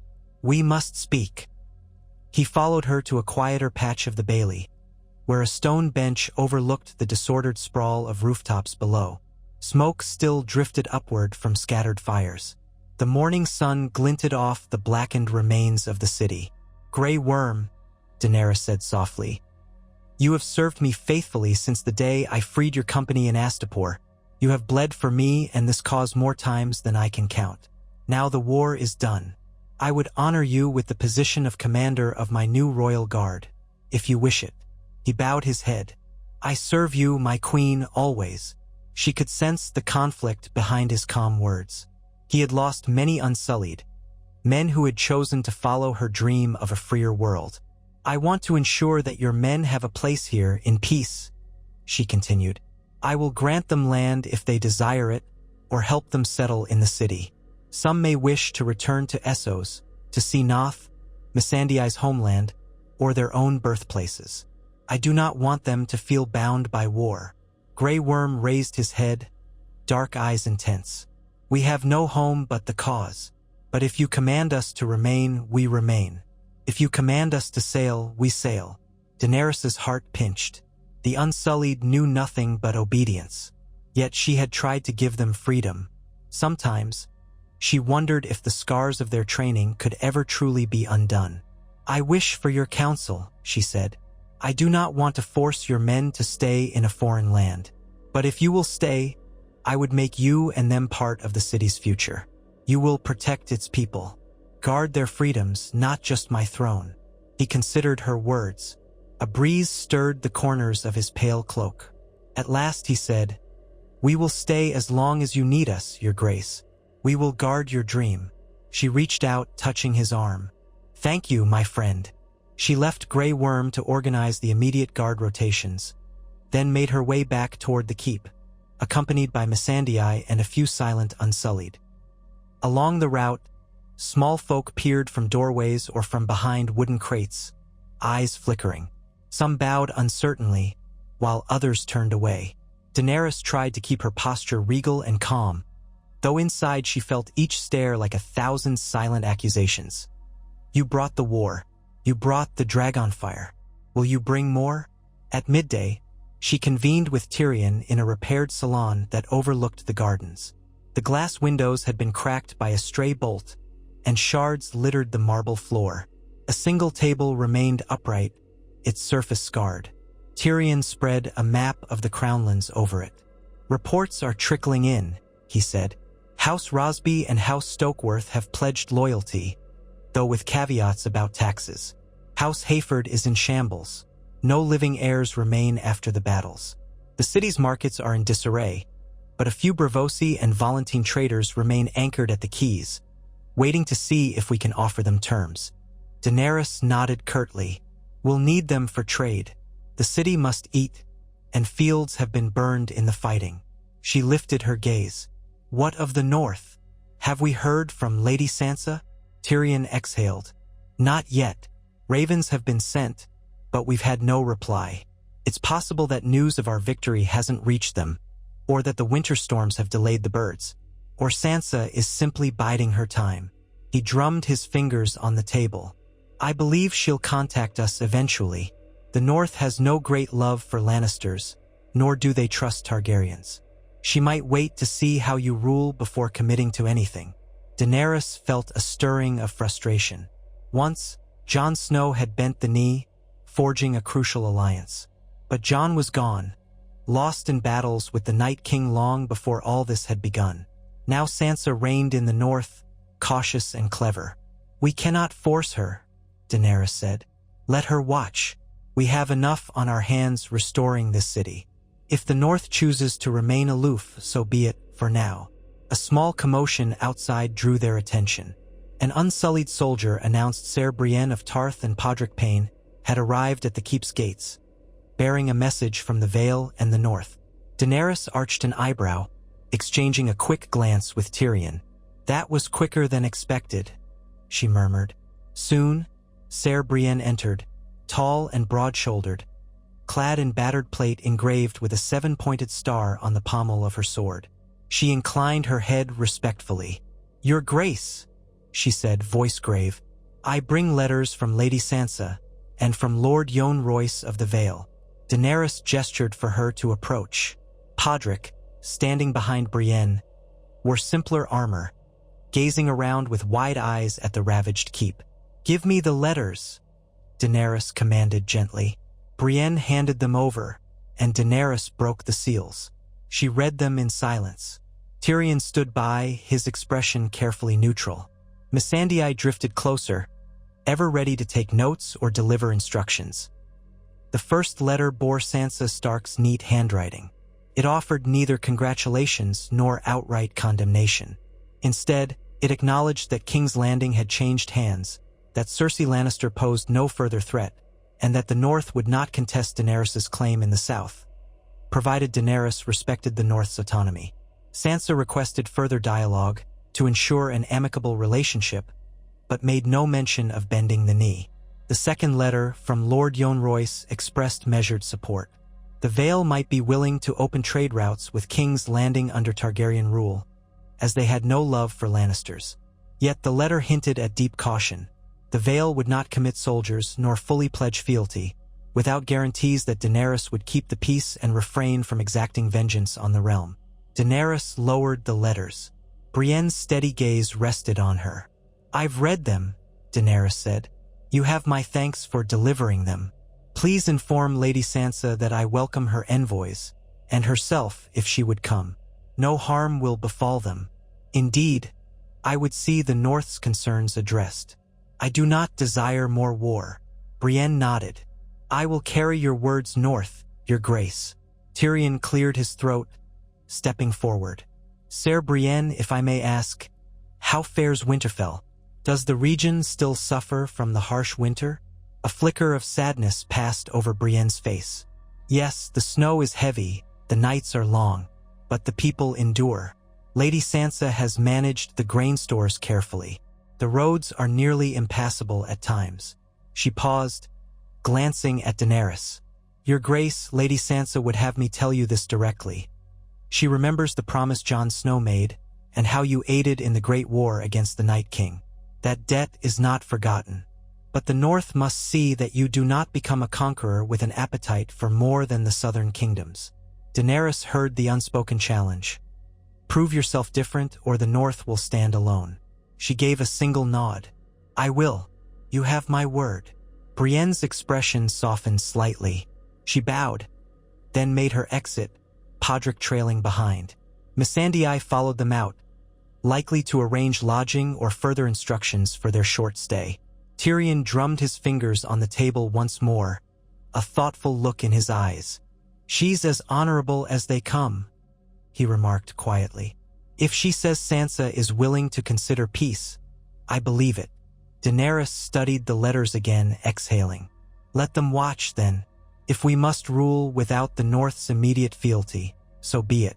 I have no intention of launching another war. Not after all this bloodshed." Her voice turned hollow. "Not after losing so much." Tyrion lowered his gaze in sympathy. "Yes, Your Grace.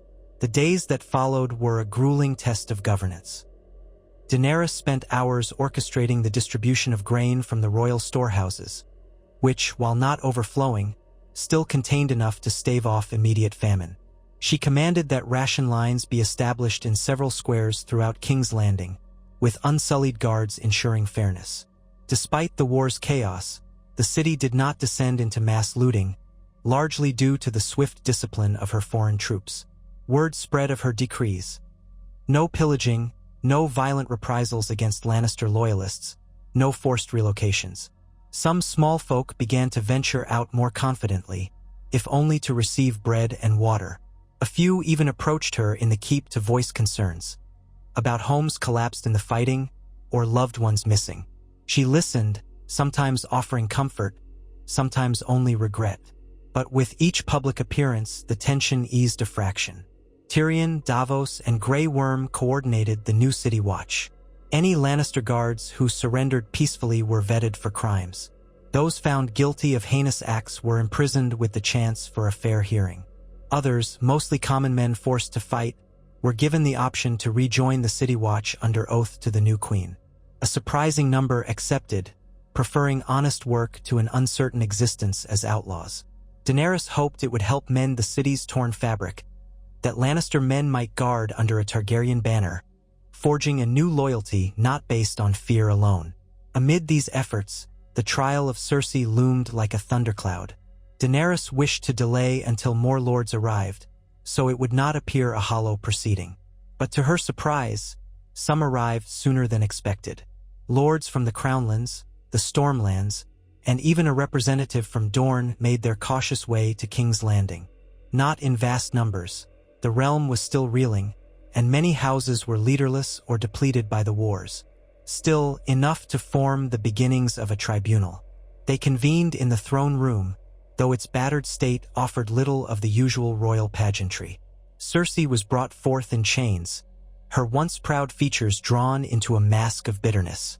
She faced the assembled lords and ladies with a defiance that made Daenerys' stomach twist. This was not how she had imagined removing the Lannisters from power, but after the nightmares, the deaths, the cunning scorpion bolts, here they stood. Lords Rosby, Stokeworth, and the Stormlander lords held cautious seats on one side. Prince Martell of Dorne had sent a cousin, a solemn woman who wore flowing orange robes and a golden sun and spear badge. The Vale had delegated an old knight to observe in Lord Royce's stead. The Targaryen side was represented by Tyrion, Grey Worm, Davos, and Missandei to record the proceedings. Daenerys herself sat on a carved seat before the Iron Throne. She refused to sit upon the throne during the trial, lest it appear a mere charade. The charges were read.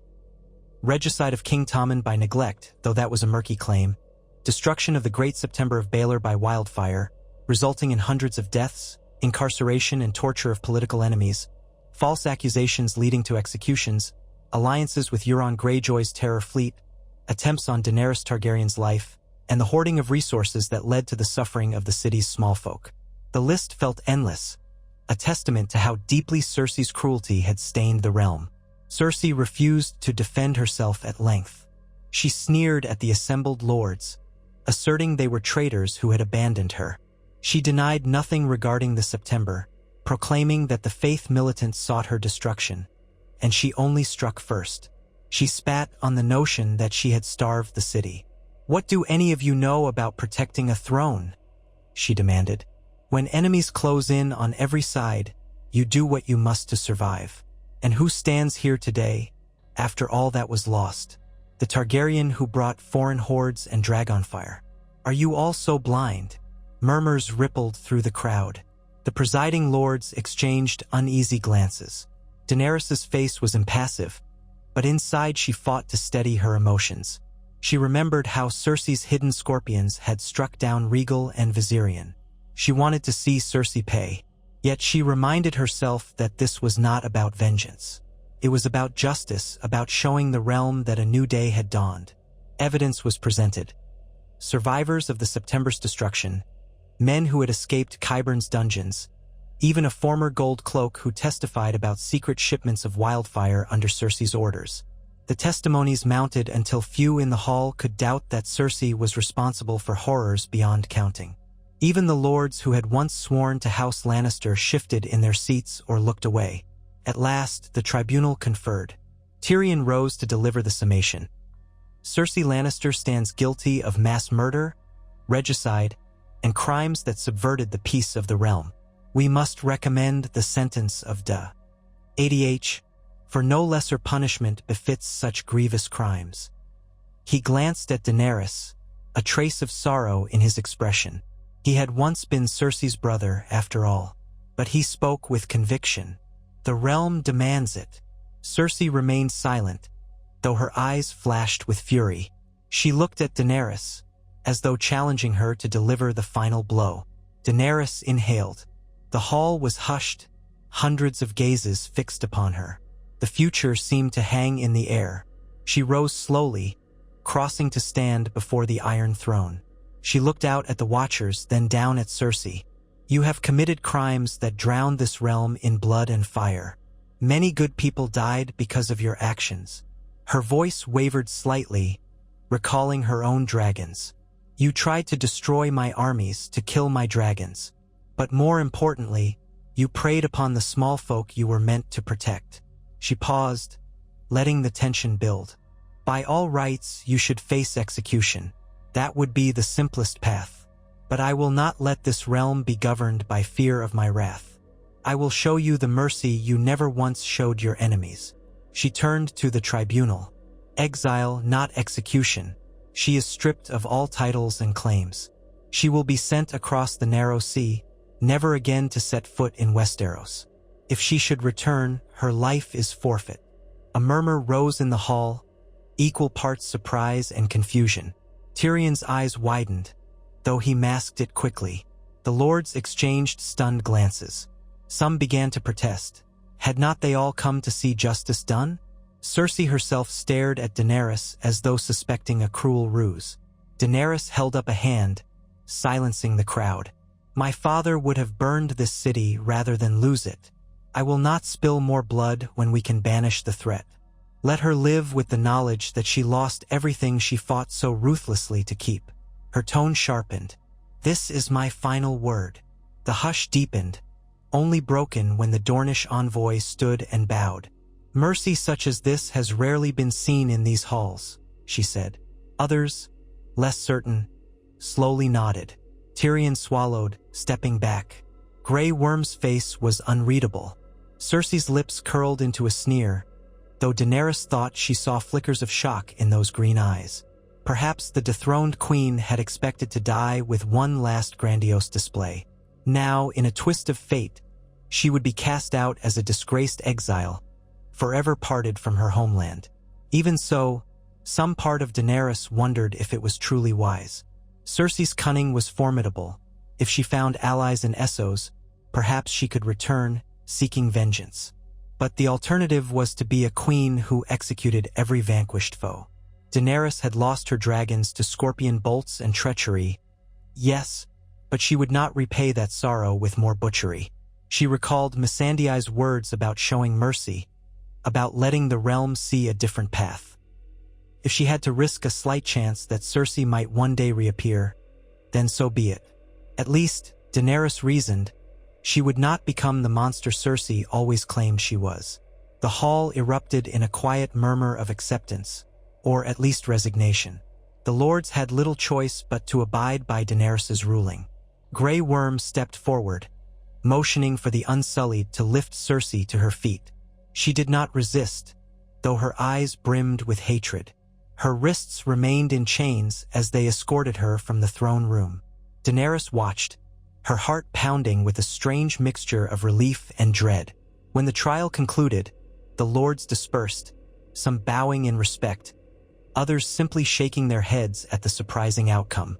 Tyrion lingered, as did Missandei, Davos, and a few others. Daenerys sank onto the carved chair, exhaustion sweeping through her. Tyrion cleared his throat. I would be lying if I said I expected that verdict, Your Grace. She met his gaze.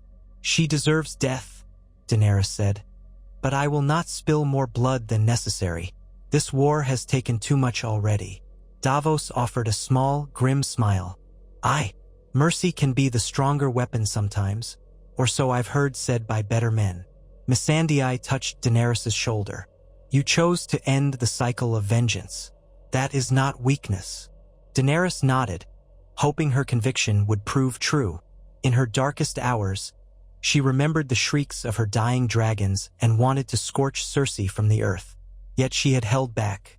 For better or worse, the city and realm would see that the Targaryen queen offered a different justice than the Mad King had. In the following days, the question of how to transport Cersei across the narrow sea arose. Some recommended a small ship, heavily guarded, for fear that she might slip away or bribe her captors. Others said it would be simpler just to kill her quietly at sea. Daenerys refused such talk, issuing strict orders. Cersei would be placed aboard a single vessel under heavy watch by the Unsullied, with no chance to command or threaten. She would be left in Volantis or Pentos, whichever port the ship reached first, with minimal coin and no means to buy an army. Tyrion and Davos oversaw these arrangements, ensuring there were no hidden Lannister sympathizers among the crew. On the day of departure, a crowd gathered at the docks. The Unsullied marched a haggard-looking Cersei through the streets. A hood covered her head, but she was not gagged. Daenerys had insisted on that small courtesy, if only to avoid an unseemly spectacle. Still, the small folk watched with morbid curiosity. Most remembered Cersei's savage reign and seemed content to see her dethroned, exiled, a living cautionary tale. Daenerys herself did not attend the departure. She stood on a balcony of the Red Keep that overlooked the harbor, with Drogon perched behind her. Together they watched the small ship unfurl sails and glide away from the city's edge, escorted by one larger Targaryen vessel. Daenerys could almost feel Cersei's seething glare from afar, but it mattered little now. The war with House Lannister was ended. Yet beyond that final act of exile lay a vast, uncharted future. Daenerys turned her attention to the reconstruction. Freed laborers, local carpenters, and smiths were organized into teams to rebuild roads, repair water systems, and clear rubble. The smell of fresh mortar filled the air in once ruined streets. A fragile sense of normalcy took root, though it would be months or years before King's Landing truly recovered from the scars of war. She visited Flea Bottom, accompanied by Missandei and Grey Worm, stepping carefully through narrow alleys that reeked of garbage and sewage. Starving children gawked at her, some scurrying away. The living conditions were horrific. Collapsed roofs, charred beams, pools of stagnant water. Daenerys spoke with the inhabitants, instructing her officers to see that these people were given priority in the distribution of bread and fresh water. More would need to be done, but it was a beginning. Whenever she traveled the city, Drogon flew overhead, a silent guardian. The small folk often cowered or scrambled into doorways, but Daenerys made no show of force. She did not unleash his fire. He was there to remind the realm that dragons yet lived, and that the city's new queen would wield that power more judiciously than her predecessors. Meanwhile, ravens flitted in and out of the keep with news from all corners of Westeros. The Stormlands reaffirmed their intention to bend the knee, though the lines of succession were unclear after so much turmoil. The Reach, still reeling from the fall of House Tyrell, fractured into smaller houses vying for preeminence. Yet a few lords expressed willingness to meet with Daenerys to settle disputes. From Dorne came a cautious acceptance of her rule, though it was accompanied by a request that House Martell's independence be respected in local matters. Daenerys, mindful of the region's history, agreed to a degree of autonomy. Dorne had always chafed under strict central rule. Better to have them as peaceful allies than resentful subjects. Still, the North remained an outlier. Ser Brienne had departed, presumably carrying Daenerys's words back to Lady Sansa, but no official reply came. It was possible winter storms had delayed her. Daenerys tried not to let it gnaw at her. Rebuilding the South was trial enough. Thus the weeks melted into a tense but steady routine. Each day, Daenerys rose before dawn, conferring with Tyrion, Davos, and Missandei on the day's priorities. She walked the city by midday, often meeting with local leaders. By evening, she convened in the keep to hear petitions, disputes over property, accusations of looting, and so forth. Sometimes she found a measure of satisfaction in helping the powerless find redress. Other times, the cruelty and complexity of men's hearts left her drained. She learned that conquering a kingdom was far simpler than ruling it justly. At night, she would often sit on a high balcony, gazing at the starry sky. Drogon perched beside her, occasionally letting out a low rumble. She would rest her head against his scaled shoulder, the warmth of his body seeping into her. She'd whisper about Regal and Viserion, about how she wished they could see the city they'd helped conquer, how she hoped to build a realm worthy of their sacrifice. Drogon would huff softly, as if understanding that they were all that remained of that once grand promise of 3 dragons forging a new age. One evening, not long after Cersei's exile, Tyrion found her in that same spot. He approached quietly, hands tucked behind his back. She did not turn right away. The tide was low, and the reflection of the moon rippled on the bay's surface. He stood at the balcony's edge. "It's peaceful when the city sleeps," he remarked, voice quiet. "One forgets the smell of corpses for a moment." Daenerys dipped her head in agreement. "You've come to bring me more news?" He offered a faint smile. "Am I that predictable?" "Actually, I wanted to inform you that Lady Sansa has finally responded." He pulled a sealed letter from his sleeve. "It seems Ser Brienne reached Winterfell, though not without delays. The snows are thick." Daenerys accepted the letter, breaking the wax seal with a slight tremor in her fingers. She read swiftly. Sansa Stark's words were measured and polite, acknowledging news of Cersei's downfall and the city's partial recovery. She praised the leniency Daenerys had shown to the small folk, stating that the North was somewhat reassured. However, Sansa wrote that the North had endured too many kings and queens who did not understand their ways. She stopped short of offering fealty, proposing instead a formal alliance, one in which the North would remain largely independent, but would open trade routes and mutual defense pacts with the Targaryen throne. Daenerys read it twice, her heart pounding with something akin to relief. Sansa was neither declaring war nor pledging unconditional support, but it was an olive branch, a chance for the realm to avoid further bloodshed. She handed it to Tyrion. "What do you make of it?" He skimmed it, expression thoughtful. "It's more generous than I anticipated. She's effectively saying, acknowledge northern independence, and we'll be allies, not enemies. You must decide if you can accept that." Daenerys gazed out at the moonlit water. "When I first set sail for Westeros, I dreamed of uniting all 7 kingdoms under my rule. Yet so much has changed. I have one dragon left. The war with the dead is over, but the scars remain. If forcing the North to kneel means more death, more hatred, would that truly serve the realm?" Tyrion tilted his head, choosing his words carefully. "I can't speak for your heart, your grace, but I've seen enough of Sansa's leadership to know she's not making this demand lightly. She's loyal to her people. She doesn't trust the South. Perhaps if you show flexibility, you'll gain a friend, rather than a reluctant vassal."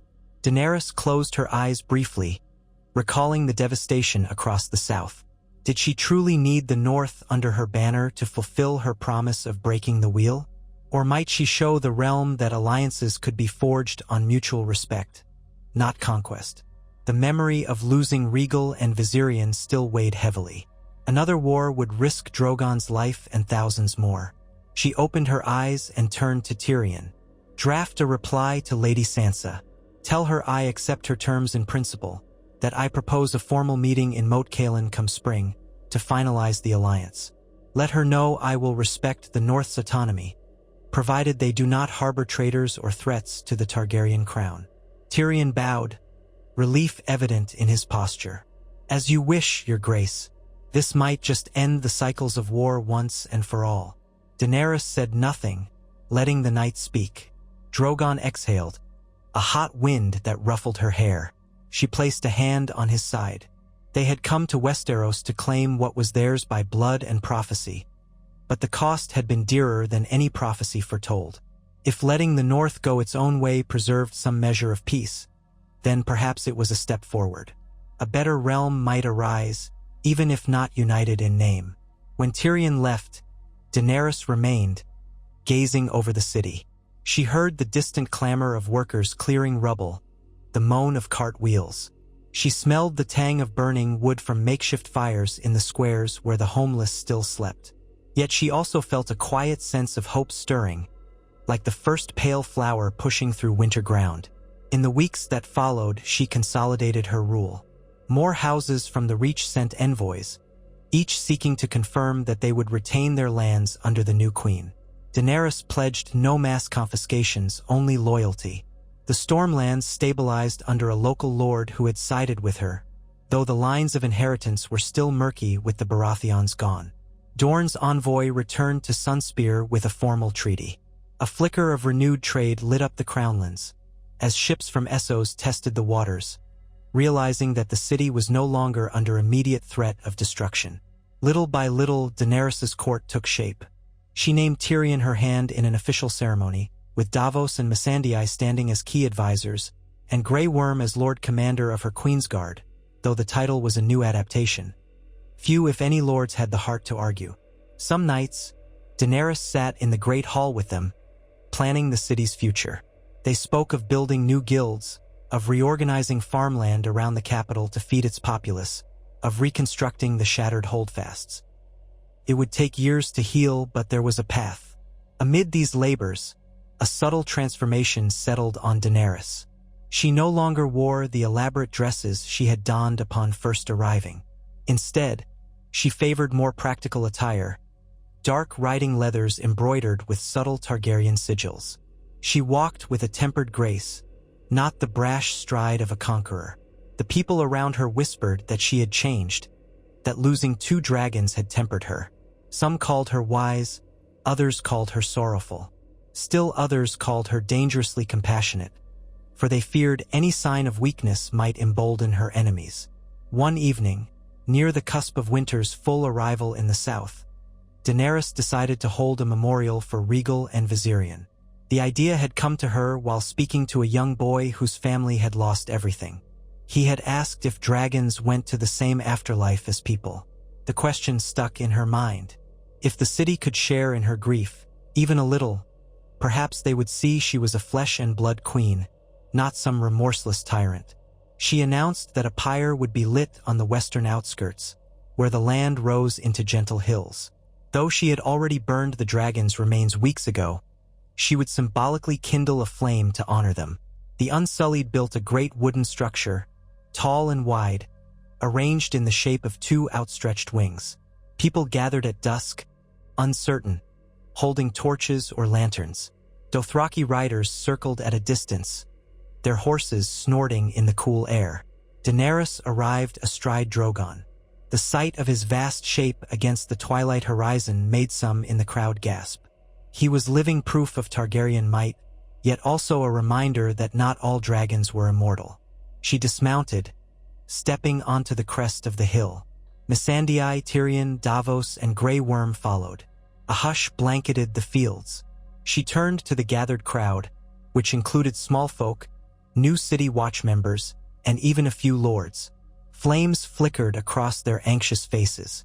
"We stand here tonight," Daenerys said in a strong voice, "to remember what has been lost, not only my dragons, but the many lives cut short by war, from Winterfell to King's Landing, from Essos to Westeros." She drew a breath, feeling tears threaten. Rhaegal and Viserion were born in fire, creatures of wonder and grace. They defended me, protected my friends, and helped free thousands from chains. They died to end tyranny. Tonight, we honor them as we honor all lost in this struggle. Tears slipped down her cheeks, reflecting the torchlight. She placed her hand on Drogon's flank. The great dragon lowered his head, as if in mourning. Then she gave a quiet command, her voice quavering, "Dracarys." Drogon unleashed a roar that shook the hillside. A torrent of flame poured from his jaws, engulfing the wooden pyre. The structure lit in a sudden flash, flames leaping high into the night. Sparks swirled on the wind. The crowd recoiled, then edged closer, drawn by the mesmerizing glow. As the fire raged, Daenerys stepped back, tears carving clean tracks through the dust on her cheeks. She glanced at Missandei, who stood with trembling lips, then at Tyrion, his eyes haunted by the reflection of flame. Davos placed a hand over his heart, a solemn look on his weathered face. Grey Worm stood rigid, watching the blaze with quiet intensity. In that blaze, Daenerys felt an echo of the old magic that had birthed her dragons. But now it was not the dawn of new life. It was a farewell, a pyre for 2 children of fire who would never soar again.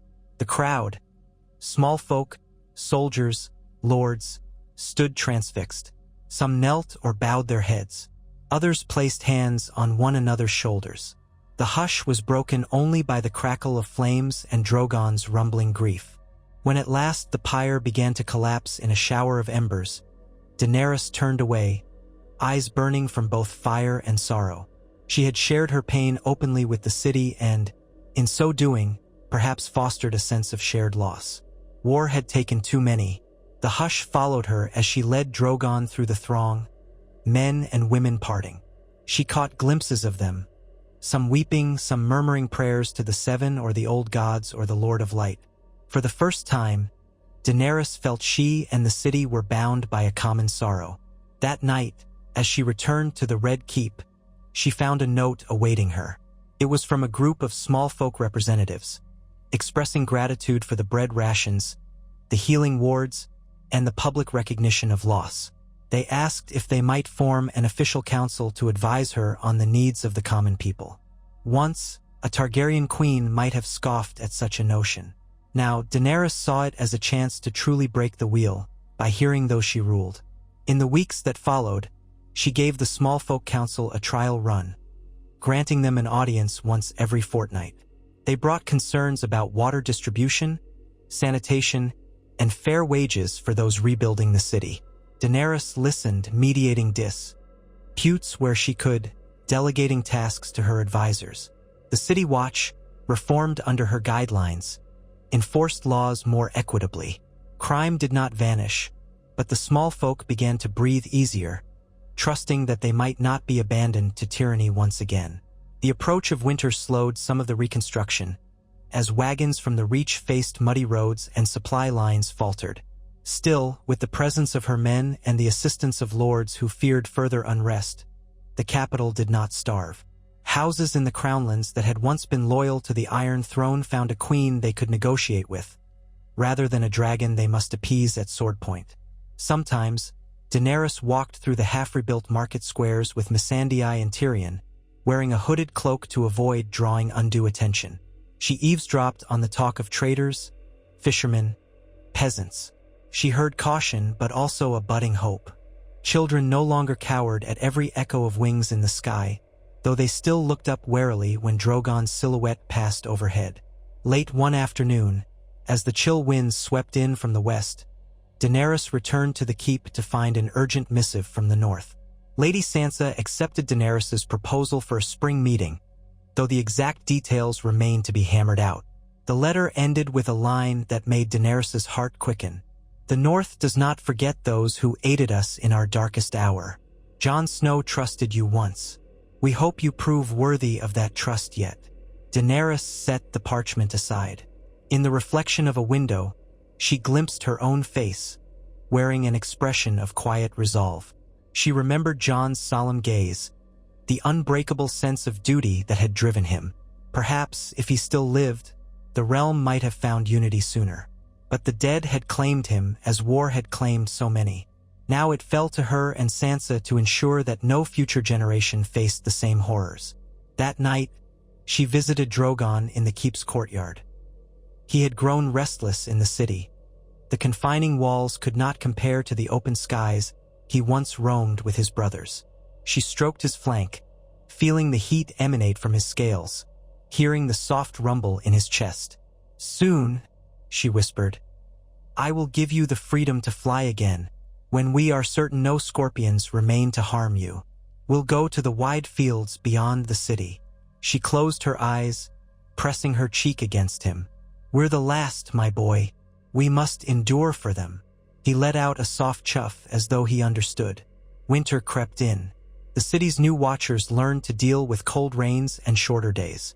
Daenerys oversaw the shoring up of the city walls where they'd been battered, ensuring no new threats could exploit the damage. Throughout it all, she carried the memory of her fallen dragons like a weight in her bones, but also as a guiding star. If she could maintain the precarious balance of power without unleashing Drogon on innocents or fueling another cycle of bloodshed, perhaps the realm would heal. One dim afternoon, Tyrion reported that a ship from Braavos had arrived with healers who specialized in treating burn wounds and infected injuries. They had come after hearing of the battles, lured by coin and a sense of philanthropic duty. Daenerys ordered them welcomed. She walked the wards to see them at work, mixing salves and applying advanced knowledge of medicine gleaned from the free cities. Soldiers who once lay near death began to mend more rapidly. The presence of foreign healers stirred suspicions among some locals, but Daenerys told them that healing recognized no borders. So it went. Daenerys's court evolved, forging alliances by necessity and empathy. The tension with house after house thawed as they saw she would not seize their lands or torch their halls. Slowly, she sensed that her heartbreak, while never mended, might serve a greater purpose. It tempered her, reminded her of the fragility of power. She had lost Regal and Viserion, but gained a realm that she strove to guide toward some measure of justice. One cold dawn, she rose to find fresh snow dusting the rooftops of King's Landing. It was a rare sight in the south, and it left the city strangely hushed, as though blanketed in white silence. Daenerys stood on a parapet with Tyrion, watching the flakes drift down. Smoke from the chimneys curled into the winter sky. Tyrion sipped from a small flask of warmed wine. "Winter in King's Landing," he mused softly. "There's a novelty. If I didn't know better, I'd think we were in the north." Daenerys smiled faintly, hugging her cloak around her shoulders. She thought of Sansa, of the letter that promised a spring meeting at Moat Cailin.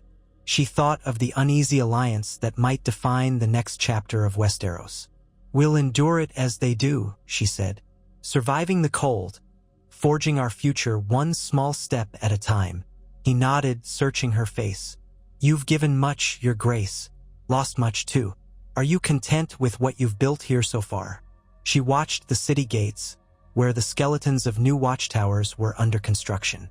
Soldiers with cloaks dusted in snow patrolled the walls, side by side with former Lannister men who had sworn new oaths.